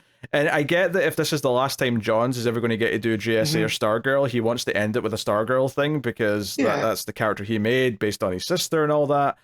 But it does feel a little straight. My suspicions is that it's going to feel more like a one-shot that just happens to be numbered as issue 12 of this book. Yeah, no, that makes sense. Yeah, we'll see. Yeah, and the art's pretty solid. I mean, it's Santucci. We kind of know what to expect with Santucci. It's the DC house style. Never let us down, but it's never something that we really fawn about either. Yeah, it never bothered me. Perfectly solid stuff. Lots of characters to draw again. But obviously, I'm remembering back to that first arc and how much of it was, Yan and stuff, and thinking, it could be a bit more special. But it's, it does at this point. It just feels like they want to get this book done and finished because I don't know if it's Johns who causes the delays or the artists, but regardless, it's time to wrap things up so we can move on to the all-in era of of Justice Society. That's how they should announce the books for All In by doing the so and so is All Elite screens for each book. You know what? That'd have been really cool. Yeah. But that's too that's much too creative for Warner Brothers Discovery and that jackhole that's in charge. It would be synergy as well, since AEW actually airs on a Warner Brothers own network. But whatever. It doesn't even need the All Elite is All In, right? Jeff Lemire is All In. That would have been fantastic. Okay, yeah, I was thinking to do it with the books, but yeah, you could have done it with the creators. Yeah. I mean, they have the whole Bendis is coming thing, which still makes me chuckle. I also, what's so funny about the Bendis is coming thing is not only does it sound kind of silly because it's almost a bit dirty, but even like in the context of it being said in a dirty way, who's saying it? Because if Bendis is engaging in sexual activity, he's not going to say it, right? His partner's not going to say it that way. The partner would be saying, "You are coming." So is there a third person watching who's like is it a commentator being like, "Oh, he's going, it's coming, Bendis is coming, I repeat, Bendis is coming." Yeah, go on. You're forgetting the fact that Bendis only refers to himself in the third person. He's like the Rock, okay. Yes. But yeah, Bendis came and Bendis went. Finally, the Rock has come. End of sentence. All right. Okay, what are you rating Justice Society of America? I'm gonna give this a 7.5. Yeah, that seems about. I feel like I want to go higher, but I guess if I'm being completely honest, I probably shouldn't. So yeah, the fact I was able to manage my Eclipso love, and give it a 7.5 is enough for me. Yeah. So. Okay, now I get a rest because Poison Ivy issue 25, WIllow Wilson and Marcio Takara. Is this a little oversized because it's issue 25? Yes. So there's numerous artists. So I'll break it down in stories because it's done in like a bookend that's done by Takara and Wilson, and then there's 1, 2, 3. There's 4 other stories that are told throughout. So the first part of the bookend is essentially the next day. At Slaughter Swamp after the plant zombies and after Pam defeated Floronic Man, and everyone's kind of getting up and around in the swamp house. Croc says that he doesn't get up before 9 until he ends up taking an entire pot of coffee from Janet from HR and chugging it, and then Harley shows up with a bunch of gardening equipment as kind of a make nice for Pam. And they all talk about Pam sends them off kind of on these little missions. Ivy has heard like rumblings through the green that there's that town that had showed up in issue 15. So she sends Croc to go investigate it in the swamp. And then she sends Janet into town to kind of find out on what Gotham's saying about this last thing. Like, is there any residual effects left over from the zombie infestation? And yeah, so that's where the bookend part 1 stops, and then it picks up on a story called Beneath the Surface by, let me zoom in, Joanne Starrer and Heining, the artist, and it's essentially a Batman story. Told about his first, or not his first, but one of his early interactions with Ivy. And you never really get a good look at Ivy because she hits him with hallucinogens. And so you end up seeing these kind of monstrous versions of her, vine creature, her mouth's all big and gaping like a Venus flytrap. And we get the stupid pearls. I hate seeing the pearls. But of course, you have to, he's going into his trauma, and we end up, seeing that his mom reaching out to him and his fond memories, and then that gets broken with a gunshot and the broken pearls. And Heining's art's really good here because it's very chaotic, so it feels a lot like when Heining was doing those zombie issues where Pam was transforming more into the monstrous version of herself. So there's a bit of continuity from the series to there. The art really showcases everything in here because it's essentially Batman saying that none of this is real, reminding himself. And in these early run-ins with Pam, he had always noticed before she shows up, it would get like this smell of earth and like flowers, but more importantly, roses. He doesn't know if that's like the memory of his mom as the roses, or if that's just Pam and how she goes. But it also reminds him of freshly dug up earth. And so it sends him into this kind of spiral. And, every time he gets done dealing with Ivy, he's always alone. And that's the worst part, right? That he gets into this part where he sees his parents, they're still gone. And then Pam's gone as well, leaving him with the scent of roses and wet earth. Um, so that story, that was fine. Again, I never need to see the pearls break and fall ever again, But, the art here, hiding, it's really, really good at transitioning from the hallucinogens to the more straight storytelling. And then we get the story of these two cousins. I'm trying to find the title page for this one. This is called The Mushroom Hunters, and it's by Grace Ellis with art by Brian Level. And it's these two cousins that one of them works at a university studying climate science, and the other one comes to his house to check on him because Grandma sent him, because I haven't heard from him. He's kind of living off the grid in Wyoming, right off the highway that Pam had driven through on her way to Seattle. And Grandma was worried about him because the one cousin that's studying climate science is kind of just kept to himself up there. But the second cousin ends up bringing these mushrooms that he found at a farm that, as soon as he was leaving, the police showed up, and they are the lamia spores that Ivy was dosing everybody with. So they end up taking these mushrooms. They end up tripping, and they end up trying to basically they start trying to find more of these mushrooms. And everywhere they stop is a place that we saw Ivy stop. That eventually leads them to have a run-in with Ivy in Montana. They finally caught up with her, and she essentially ends up hitting them with a super dose and pushing them away. But before she can get away from them, though, the one cousin that was studying climate science has completely gone mad from the spores, and he ends up biting a big chunk of them off of Ivy's arm. And so they end up getting consumed by the lamia spores in Montana, where Ivy just leaves them.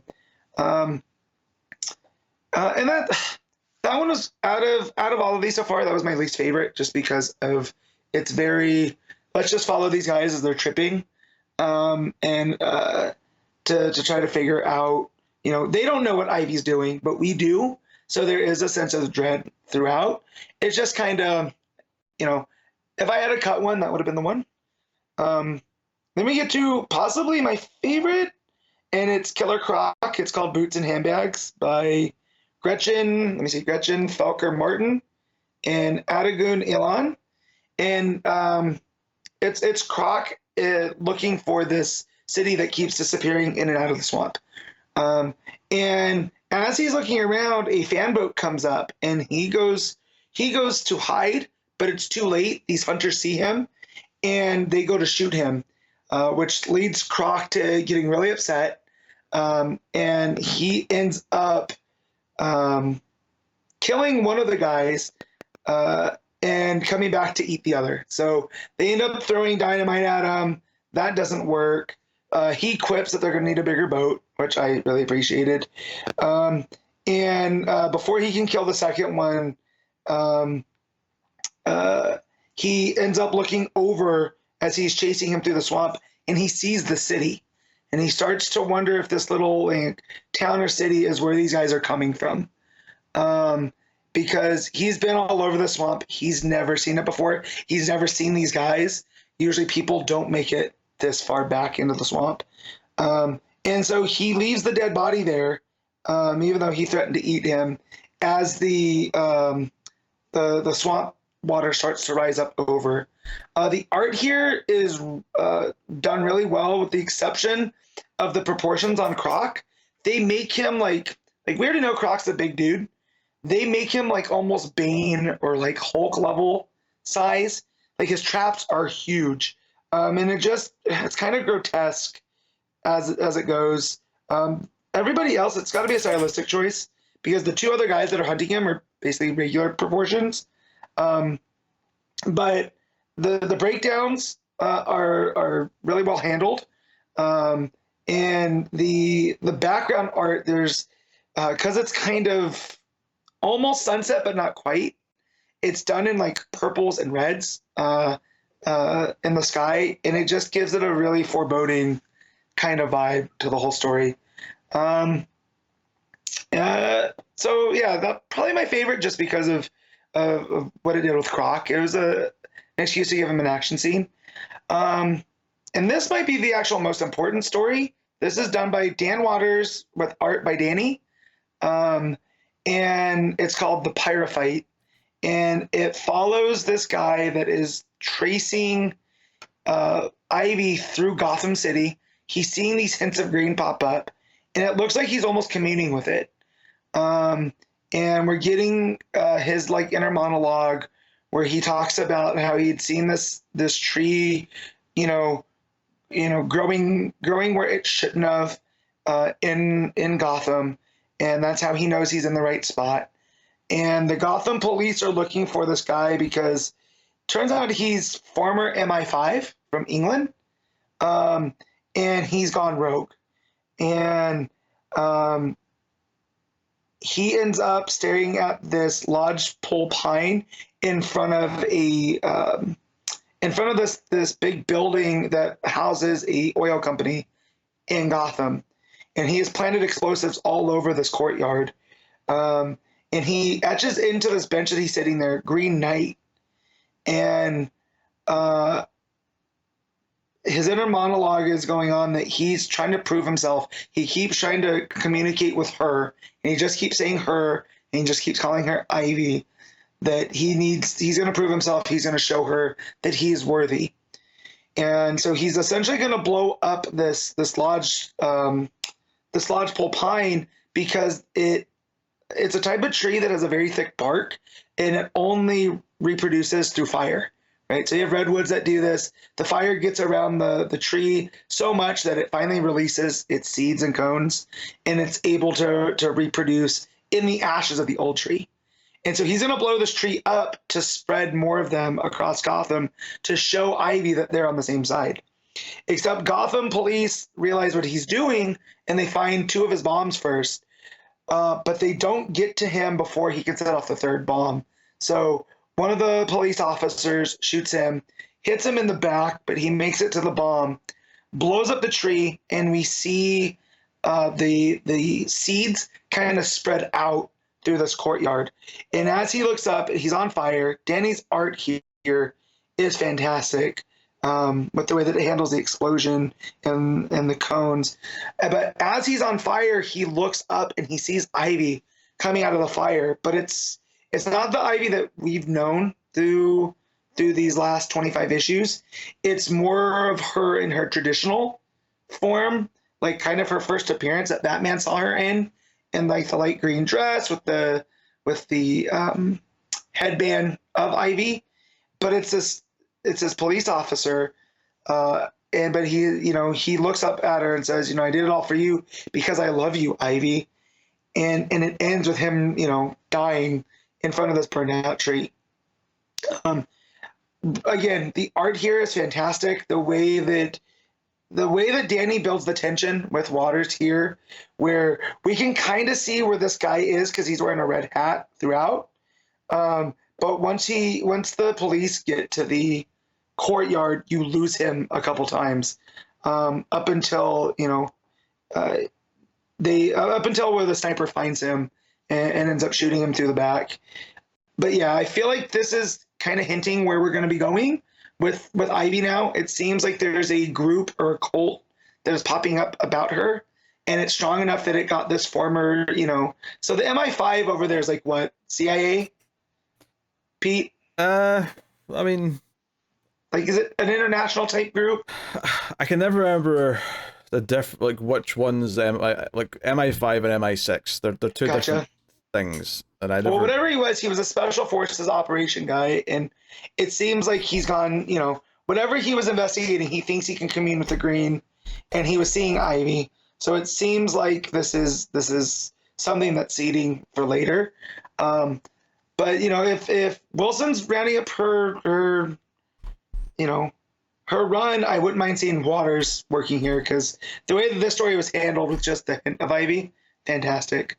And then this leads us to the bookend of it's the end of that night. Harley and Ivy have spent their time cleaning up what's left of the zombies from the mushrooms, and they're throwing them into the swamp to kind of compost, right? And Harley wonders if they're gonna need to, use fire, and Pam's like, no, because some plants are activated like fire, like the pine from the last story. But, these are pretty delicate, even though it spreads easy. So I think we're doing the right thing. Janet comes in and tells Pam basically what she had saw, that there was a terrorist group in Gotham that had set off a bomb near an oil building. And then as she's explaining that, Croc comes up and he's all beat up from his fight. And he lets everybody know that, he'll tell them later. And it ends with Janet, Harley, Ivy, and Croc walking into the sunset, saying that she'll make it, thanks for standing by her. She'll make it up to him. And the final image is almost like a teaser. Just before you go on, I did look it up. MI5 is domestic security, and MI6 is... Well, I don't know. I feel like they're both kind of like just different parts of like... I think them combined make up what are equivalent to the CIA is, because it's more domestic counterintelligence and security as opposed to like policing, like FBI kind of does. And then MI6 is foreign intelligence. So so you put those together. Okay, so he was an MI5 agent, so he was domestic. So he definitely should not have been in the States, right? Unannounced. So him talking about him going rogue and all that. But yeah, so the final page is this really beautiful image done by Takara that is a tease for what's coming up in the rest of 2024 and beyond. And it's got the gardener in Croc on the upper left. It's got, and I always forget his name, the guy with the flower head from a couple issues before. He also showed up to help. Swamp Thing and what looks like the Parliament of Trees. And then this group with everything on fire behind them, they're all wearing masks, but there's like this kind of green leaf with a chevron image behind them. So I'm wondering if this is that terrorist group they were talking about, or the cult kind of that's rising up around Ivy. And then of course the little town, village, whatever it is in Slaughter Swamp that keeps popping up and shifting. With in dead center, not dead center, but off to the center is Ivy and her kind of newer get up. It's not the full plant version, but it's also not her traditional green dress version. But yeah, kind of not quite a mixed bag of stories, but there's only one that I kind of didn't dig as much. But yeah, a pretty nice 25th issue to go off that kind of, it plays with where we've been, but now also where we're going. And I like that Wilson had allowed other writers to kind of pick up the ball in different spots. So very, very curious to see what's going on with the Dan Waters story going forward. Really looking forward to it. Still enjoy this book. And the art, I gotta say, I like more of it than I didn't. So I'm gonna give this a solid 8. Okay. All right. The Boy Wonder issue 5, Juni Ba, on both writing and art. This is the final issue of this Black Label book. This has been building up to a confrontation with Damien and Ra's al Ghul, but maybe more specifically, this idea that Damien is trusting of his family around him to also help. So the other Robins and Batgirl are here. They're helping. In fact, Batman even shows up. In fact, that I was thinking about it. Like we probably saw a couple of panels of Batman when like some of the backstory has been explained. But I think this is the first time Batman's actually appeared like as a character in like a current scene in this book. Yeah, because I remember him showing up in the Dick Grayson issue where he was talking about the first Robin. Yeah. But it was more as Bruce than as Batman. And I feel like this is the first time Batman has really had like a speaking role, because we would see him, in Jason's story looking disappointed in Red Hood, or he was referred to in the Tim part of the story. But here he's a full-on character, and it was kind of like a fist pump when he does show up to support his sons. Yeah, so there's some backstory kind of just reiterated with Ra's al Ghul about his like time throughout the centuries.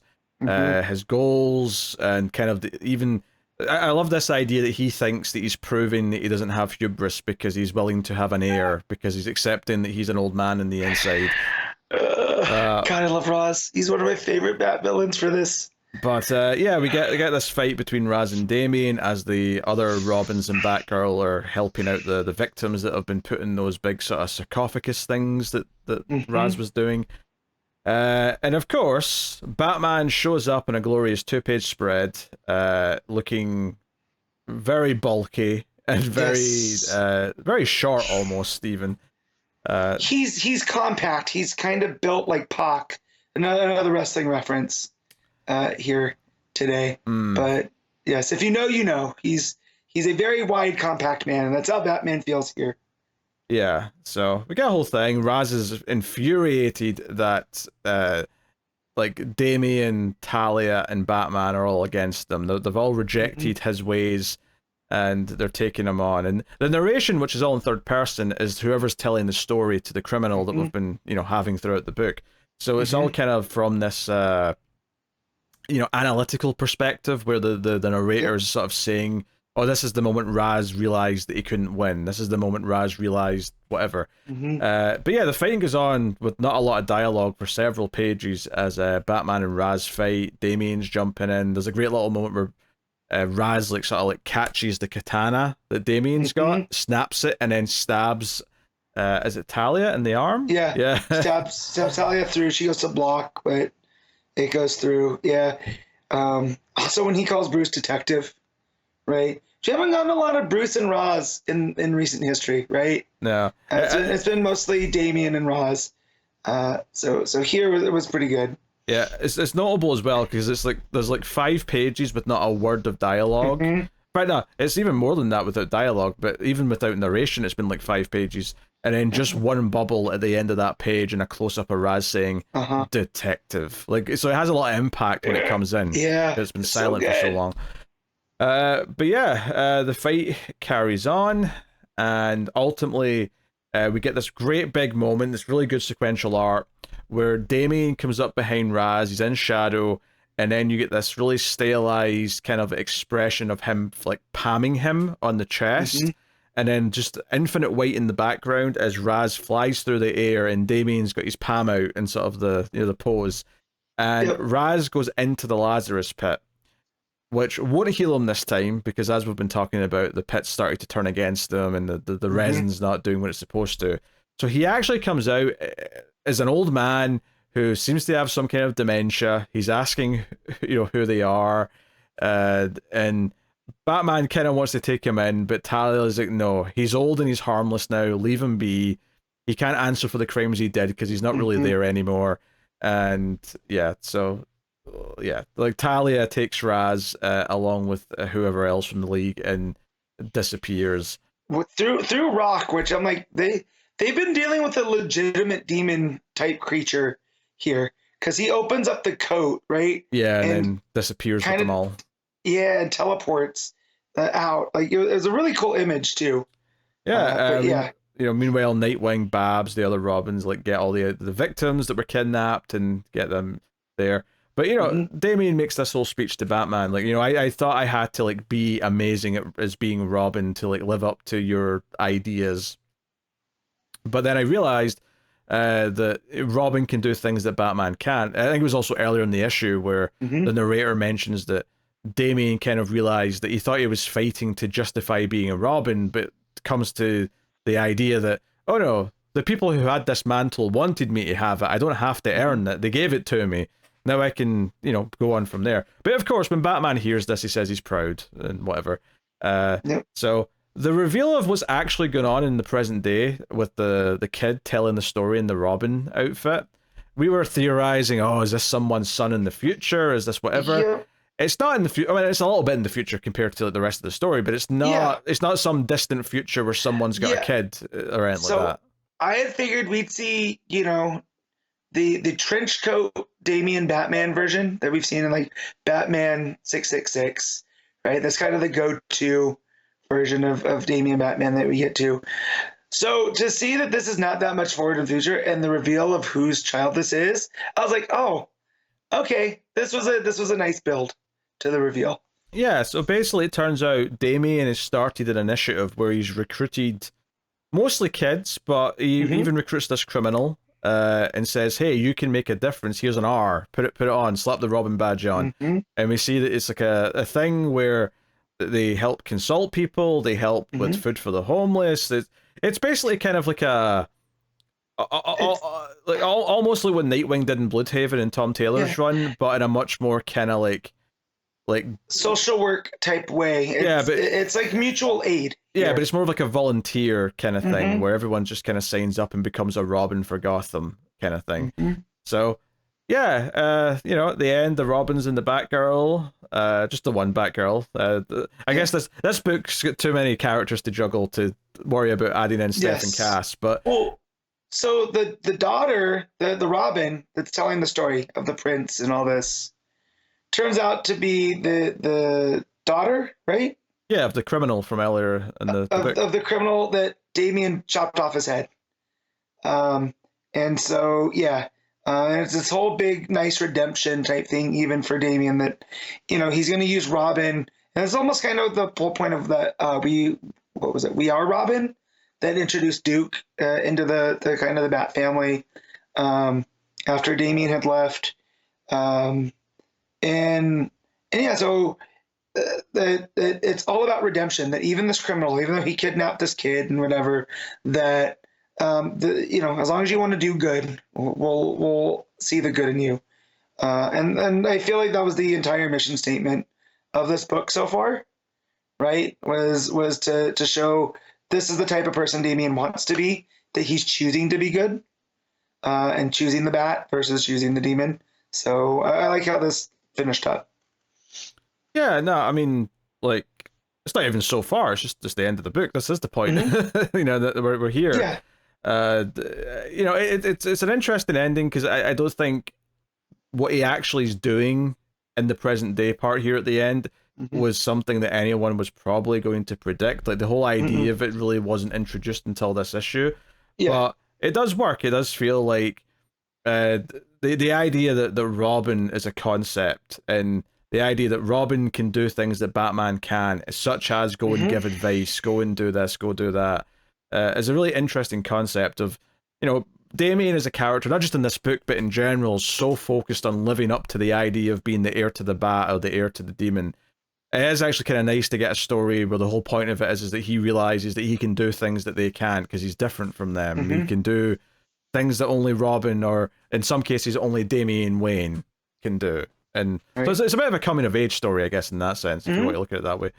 So yeah, no, and obviously the art is similar to what it's been. It's very good, and it's Yep. it's very stylized in its own way. It has strengths and Mm-hmm. weaknesses, but the strengths, the sequential nature to the fights and the combat is Mm-hmm. very good. And then some of the big money shots. So that final page, that full page spread of like the Robins and Batgirl all Mm-hmm. you know swinging through the city with the bat signal in the background is a very nice image. Yeah. So yeah. No, it's been a great Black. It's a very different Black Mm-hmm. Label book to a lot of the other Yeah. ones. It does kind of feel like, Juni Ba is going through Damien's story and picking the things that, not like a greatest hits per se, but we get the entire Damien arc in 5 issues. Yeah, yeah. It's taken us years to get. And he does it in a very concise way, and it works through that story of Well, Roz and all of that other stuff. it's why, even though this won't link up with continuity, because Ra's al Ghul's obviously still around and whatnot, Right. but it's why a book like this is very good to give to a new person. I mean, not a completely new comic reader, but someone Yeah. who's just like, hey, I want to know more about Damien. Like you Yep. said, this kind of condenses the idea of what Damien's went through in 20 years in 5 issues. Not exactly beat for beat, but the overall sense of like how he's changed and how he's more of a shitty little hero now than he was when he first showed up. And the idea that he's grown, it's like a good primer so that if you do jump into reading the rest of the comics right now, you've got a good idea of like personality wise, ethically, where Damien's sitting. And Yeah. so these are the type of books that are really easy to recommend to like readers who want to get into a new character or like get a good sense of who someone is. In the same way that you'd recommend, year 1 for Batman, followed by maybe a Long Halloween and 1 or 2 other books, or you'd recommend, pick another character. Like for all seasons for Superman. Yeah, exactly. Right? This is Damien now has his one of those that isn't exactly in continuity, but it's close enough that you can get a good sense of like who the character is and whatnot. So I'd like to see Juni Ba do this with other characters. I don't have any other ideas, but I think in a similar format. Sure. I feel like with all the different legacy, like imagine like a Bart Allen version of this, as he's trying to figure out where he is in the Flash family. I would definitely be down for that. All right, what are you giving Boy Wonder issue 5? Oh, I'm gonna give this 8.5. Yeah, I think I agree with that. I don't think I can say anything else. All right, Plastic Man No More, issue 1, Christopher Cantwell writing with Jacob Edgar on the art. So this is a new Black Label book, so out with one and in with a new. Yep. So I don't remember off the top of my head how many issues this is supposed to be, but somewhere between 3 and 6 is what I'm going to say. It's a little oversized, just like Boy Wonder, about 30 or so pages for this. And it does kind of a flashback at the start just to set up if you don't know who Plastic Man is, you don't know his origin story. Hey, here he was a criminal, he was a thief.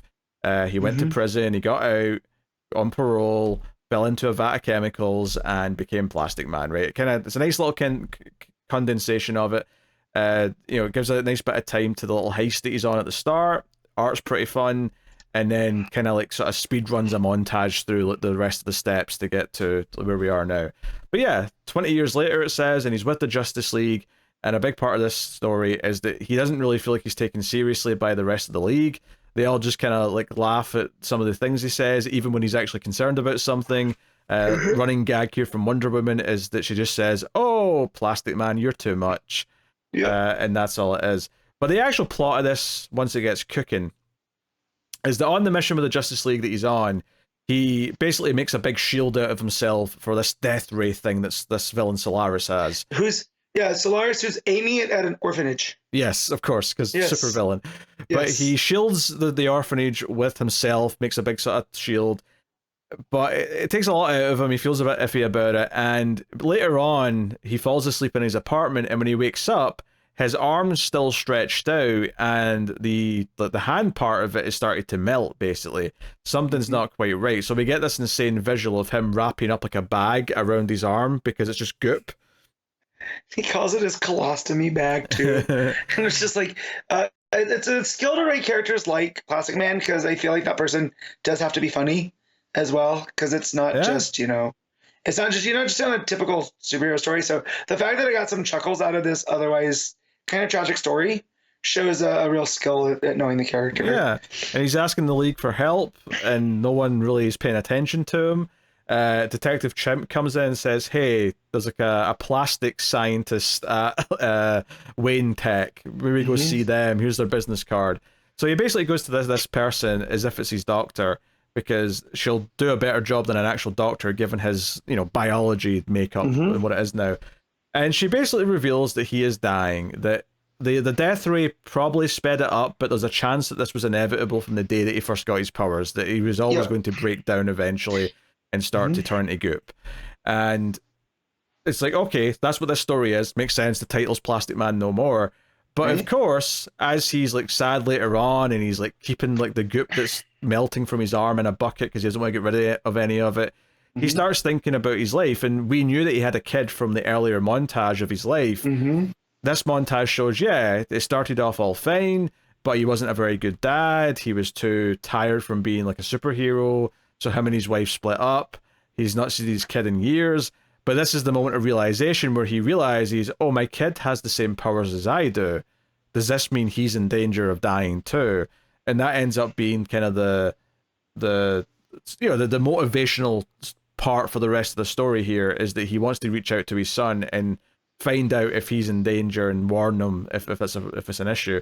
Although interestingly, there's a little interlude here where it seems like his hand, like the goop that his hand was made up out of, seems to be crawling on its own in an alleyway. So clearly something's brewing with that I don't quite know yet, but yeah.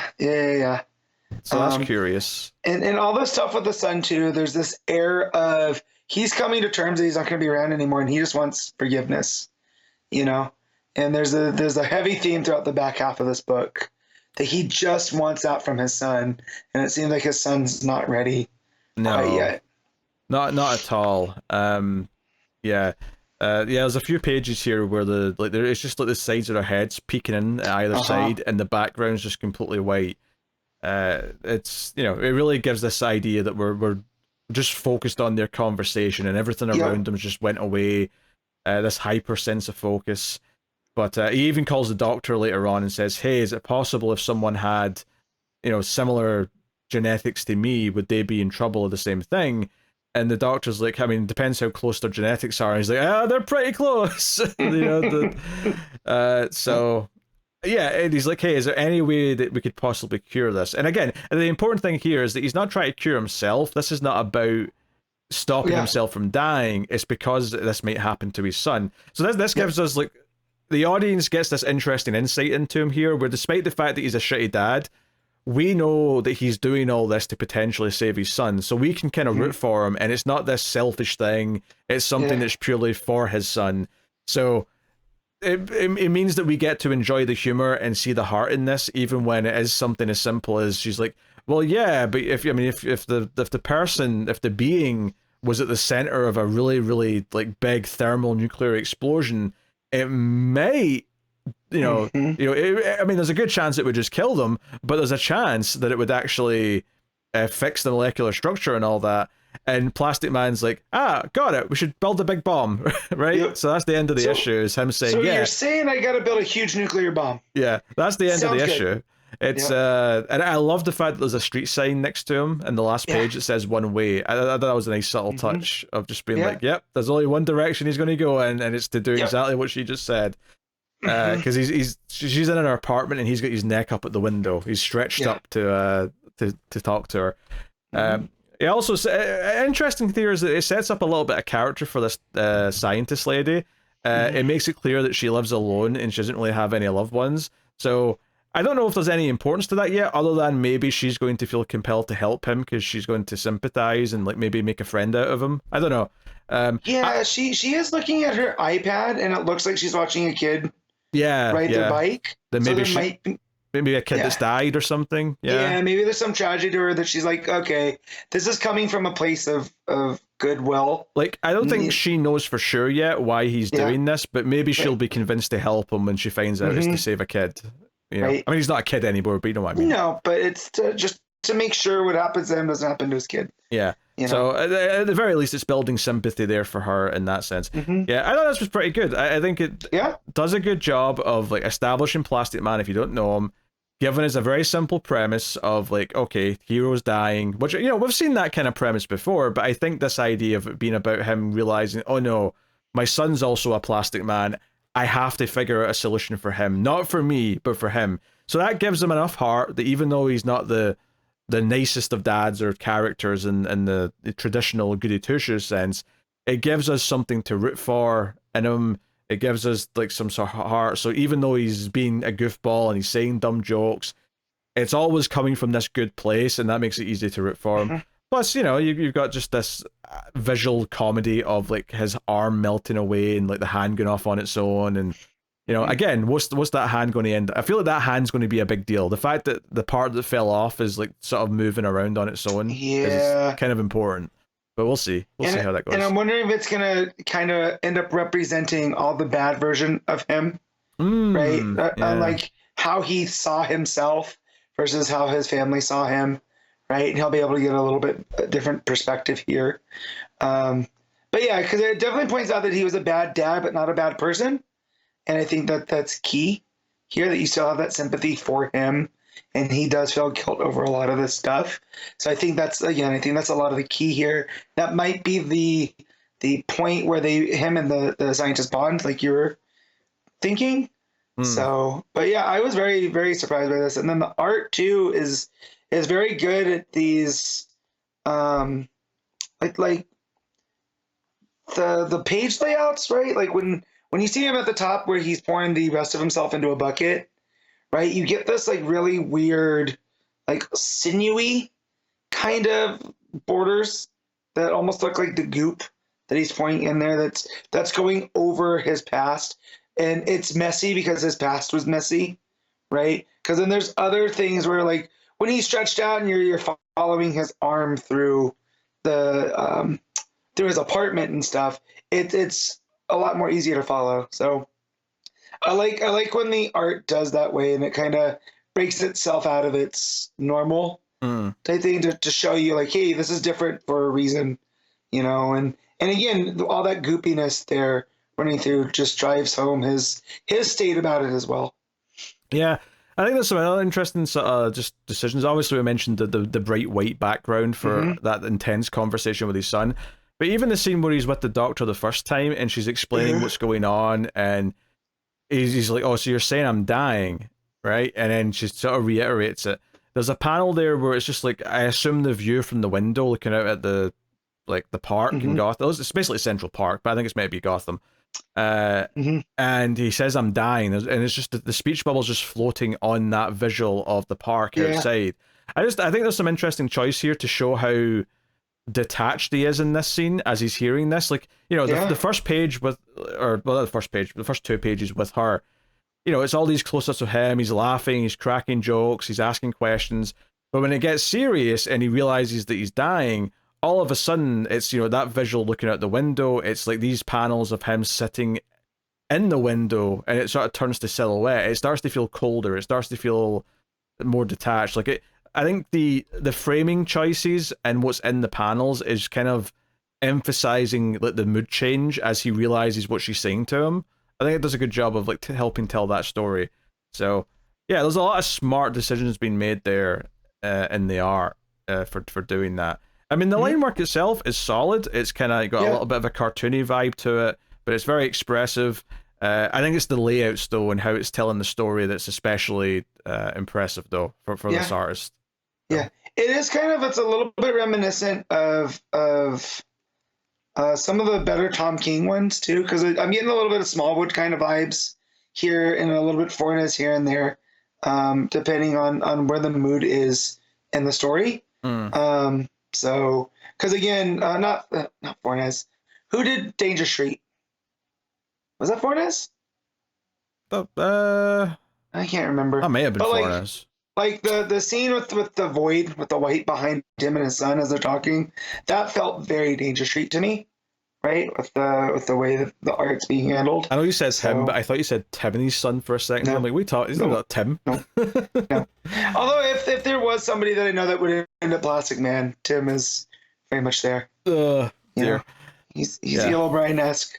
Yeah, no, this was another solid issue one of a Black Label book, honestly. Like, it's not super mature, although during the scene where he's with the Justice League, there's a lot of narration where he's being self-deprecating and he keeps saying asshole. And even just the word asshole feels a bit more harsh than you usually see when especially given this art style with the Justice League's very Silver Age looking. So seeing the word asshole popping up constantly is really sticks out. So because you don't really see that as much, right? We see other words pop up here and there, but that one especially, that was a bit jarring in a good way.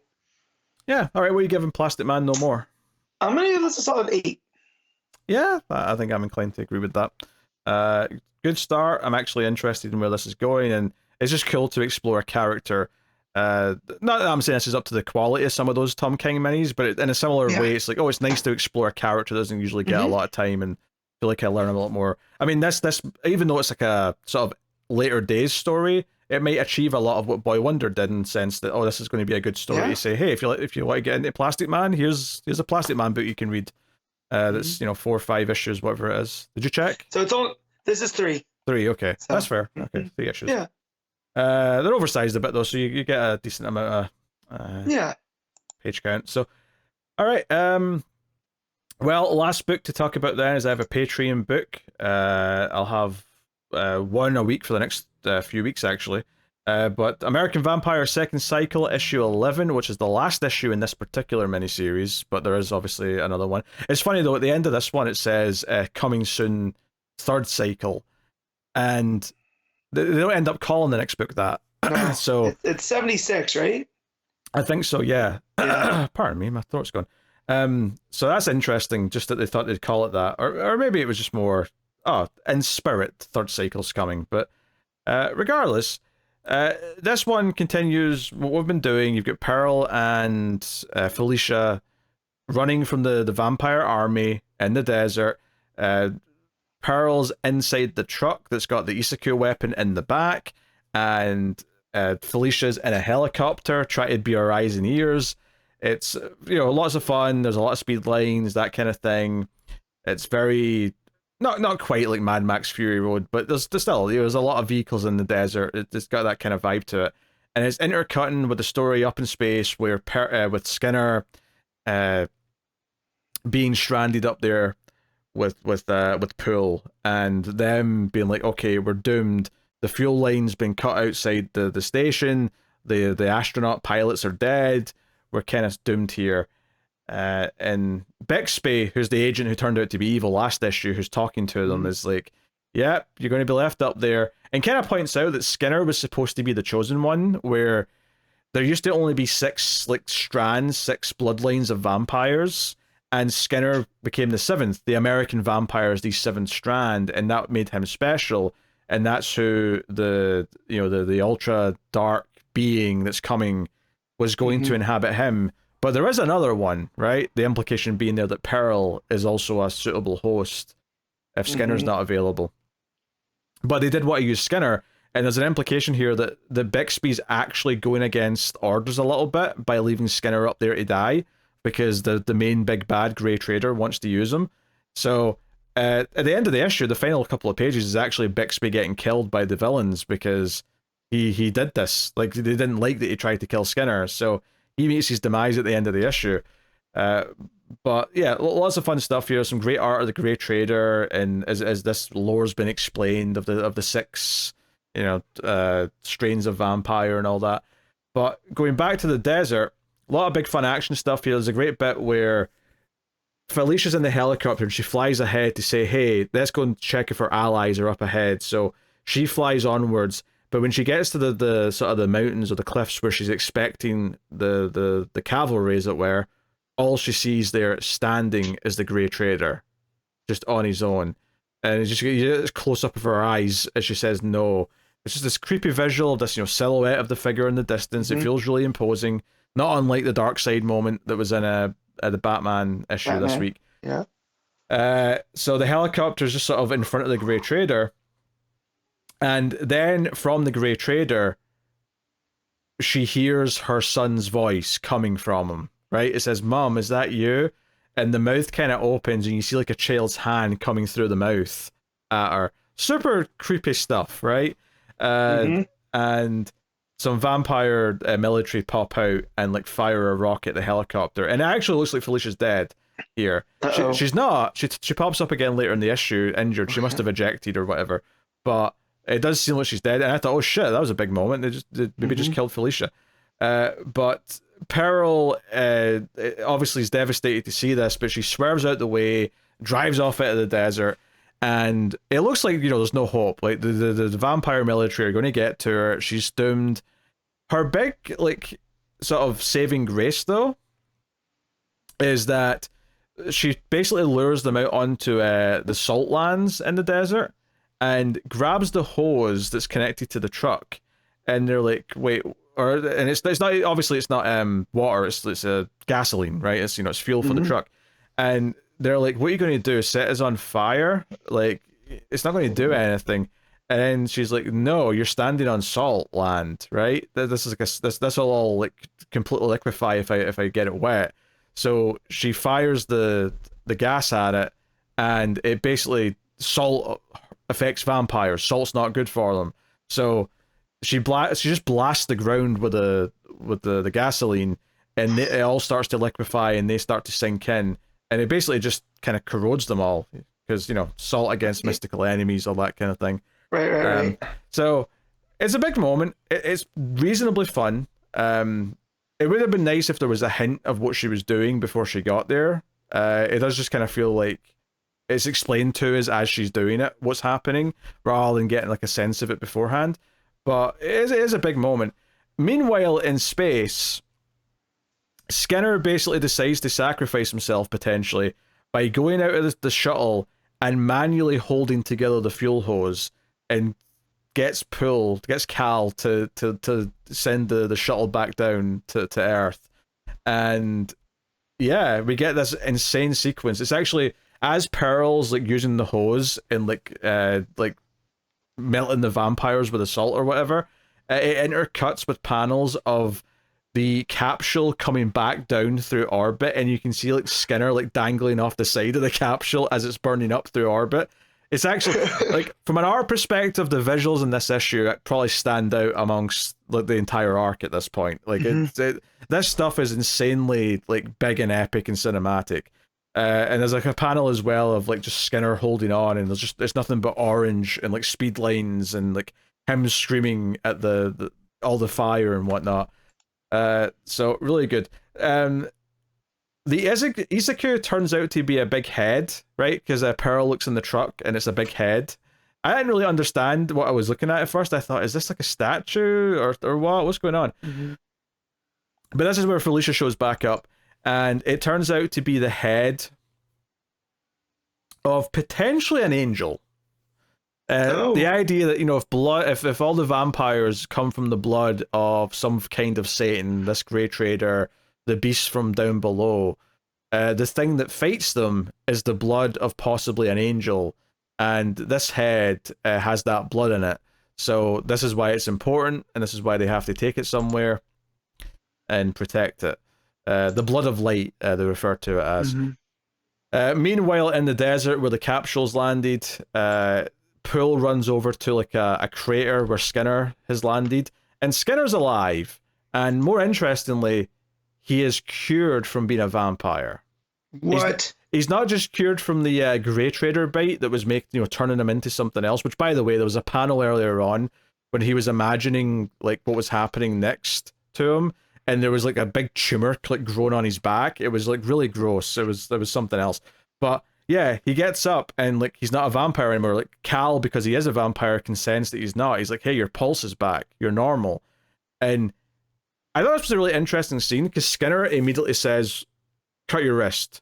And he's like, what? Mm-hmm. Cut your wrist. I just saved your ass. Give me your blood. Like, he wants to be a vampire again. He does not want to be human.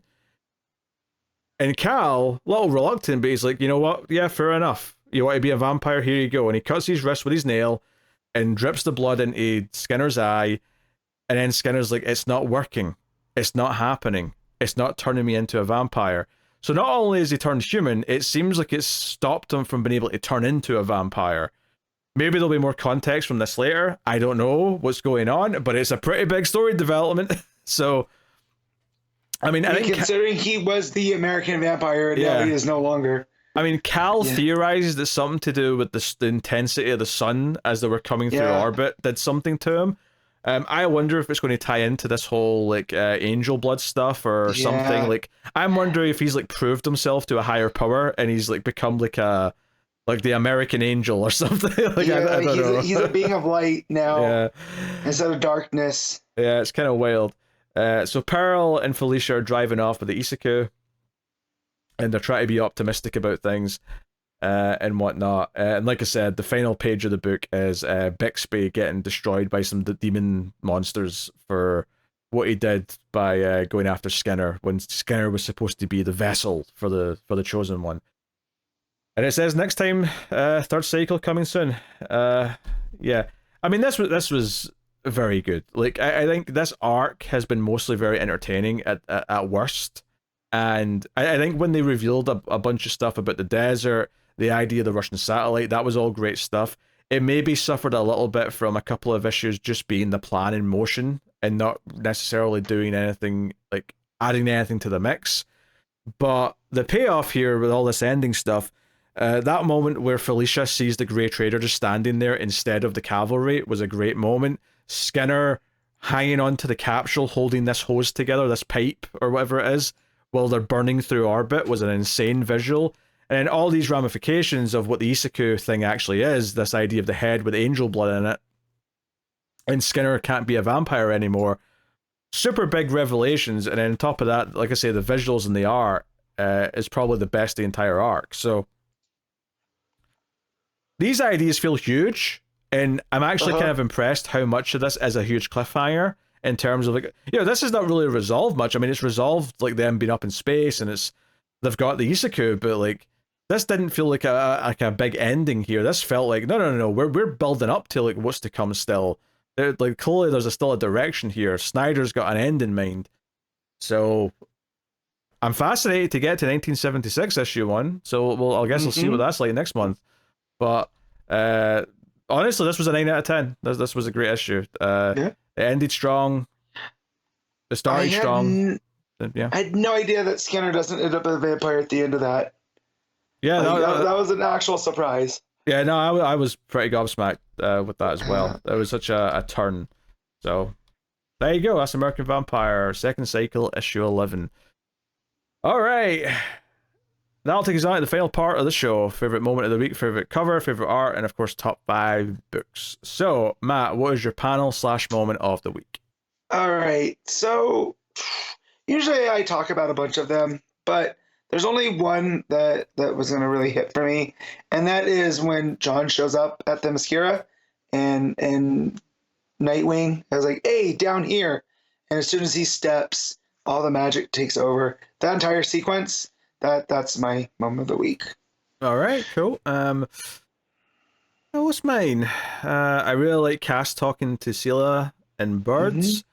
I really liked the Pam punch moment in Boy Wonder from Damien to Raz was very good. There's a few great moments in Plastic Man No More. Yeah, tough to choose. Honestly, I'm even tempted to go with the Dark Side moment in Batman because it came out of nowhere and was like exceptionally good in a book that was just fine, and then that was like really great and had so much presence. So I'm going to go with that. It was such an impressive moment that came out of nowhere that I'll give it to that. But yeah, that's my pick. Cover of the week. I did have a little look while you were talking about Poison Ivy. Yep. I don't know why, but randomly Nicola Scott did a variant for Batman where it's like those anniversary issues she did with all the different versions of the character. For some reason, there's a Batman one of those this week, so that's nice. I can't fault it. Yeah, it's Nicola Scott. You're not going to be ever mad at a Nicola Scott cover. Yeah, I think the regular cover for Absolute Power is very nice. Yep. There's the Gavin Guidrey variant for Birds of Prey with Black Canary screaming with the different coloured circles behind her, which is pretty cool. There's also a Chris Samney Plastic Man variant where he's making like the censored sign with his body, which is pretty cool. As for what I'm picking though, I don't feel super strong about which one to actually pick this time. But I'll go with the Guidry Birds of Prey cover but I'm definitely kind of like it really could be any of the ones I mentioned this week. None of them are specifically speaking to me more than the other. What are you picking? Yeah, so there's another Plastic Man one that's from Tyler Boss, and it's got Plastic Man. It looks like he's in an art gallery, but it's all art of him, and he's just standing there, and it looks like he's melting. So there's like a wet floor sign, and I just think knowing what that book's about, all that really speaks a lot. Like that could have been the main cover as well. There's another Birds variant, but it's the Travis Mercer one. I just like the colors on that. It matches the color of the book, and the image is pretty good too. Like it's not the best, but it has all of the color that we were talking about. But it's a week with Poison Ivy, right? So it's going to be a Poison Ivy cover. And then this week we get a really good one by Takara. It's Pam, and she takes up most of the right side of it, but it's all on this pink background. So just the conflicting green and red and the pink, it all just comes together. And I love Takara's take on the character so much. So yeah, that's mine.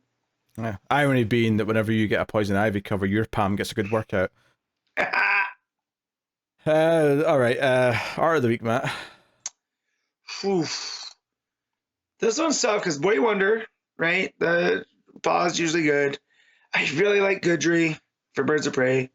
Dan Mora is always in play, right? And the Plastic Man No More, I really enjoyed the art style. I'm gonna go on just out on a limb here, and I'm gonna give it to Boy Wonder. I think Juni Ba the way that he was able to do that, not just silent pages, but then the dialogue free, do that, and it still told the story effortlessly. That puts it just above Birds for me. Yeah, I think I'm leaning towards Juni Ba as well for Boy Wonder. I mean, I think Jacob Edgar for Plastic Man was the other one that I was thinking about. Yep. Obviously, there was other good art, but those. Yep. I think Juni Ba deserves I don't know if we've given it before to Juni, but I think I want to do it here because it's the last issue of the book, and nothing blew it away in terms of this week. So I'm going to go with that as well. All right, top 5 books of the week, Matt. All right, so I just clicked away because I'm an idiot to see what was next week. Oh my god, I went back to the. Give me one more second. All right, so number 1 is going to be Boy Wonder, 2 Birds of Prey, 3 Poison Ivy, 4 Absolute Power, and 5 Plastic Man No More. All right, number 1 for me is probably Boy Wonder, 2 Birds of Prey, 3 Plastic Man No More, 4 Absolute Power, 5 I don't know if it's Batman or JSA at 5. I'll go Batman. I feel like just a bit more interesting between the backup and that dark side moment, just a little bit more interesting, but it's close, but there you go. That's the top 5. So I'll tell you what's coming next week from DC Comics. We have Green Lantern 15, Batman and Robin 13, Shazam 15, which I was expecting this week actually because it's usually week 1, but I guess it moved. We have Task Force 7 issue 6, Gotham by Gaslight, The Kryptonian Age issue 4. We've got from the DC Vault, Death in the Family, Robin Lives issue 3, Batman 89 Echoes issue 4, DC vs. Vampires World War V issue 2, Outsiders 11, which I think is the last issue of that, and that's pretty much it. We've got a Looney Tunes book if you're interested as well. So interesting week, and hopefully we should have Penguin on the show next week as well. Yes, I want Penguin as well. So very good. Yeah. So there you go. That's what's coming. That'll bring an end to the episode. Thank you very much for joining us, everyone. You can, of course, like, subscribe, ding the bell, share the podcast around, and of course, if you want to go the extra mile, you can support us over in patreon.com/MailFuzzTV and help keep the podcast coming. And it also helps all the other review content that I do on MailFuzz Movies and MailFuzz TV YouTube channels, many of which have podcast feeds. So, go check out that stuff if you haven't. On one of the movie shows, Collector's Cut, the Rocky 5 review just went out this weekend. We've been going through the Rocky movies, which is Balboa left to go next week. If that sounds like something you'd like to hear 2 idiots talk about for about 2 hours per movie, I always love when you guys outpace the movie. It'll be like a 90-minute movie and it'll be 2.5 hours. It does happen sometimes. Yeah, if there's a lot to say, and Rocky 5 did have a lot to discuss. I'll say that much. It's the worst one and it's not close. No, I think that's fair. So thank you very much for joining us, everyone. We do appreciate it. Keep reading DC Comics, and remember to never get lost in the Speed Force.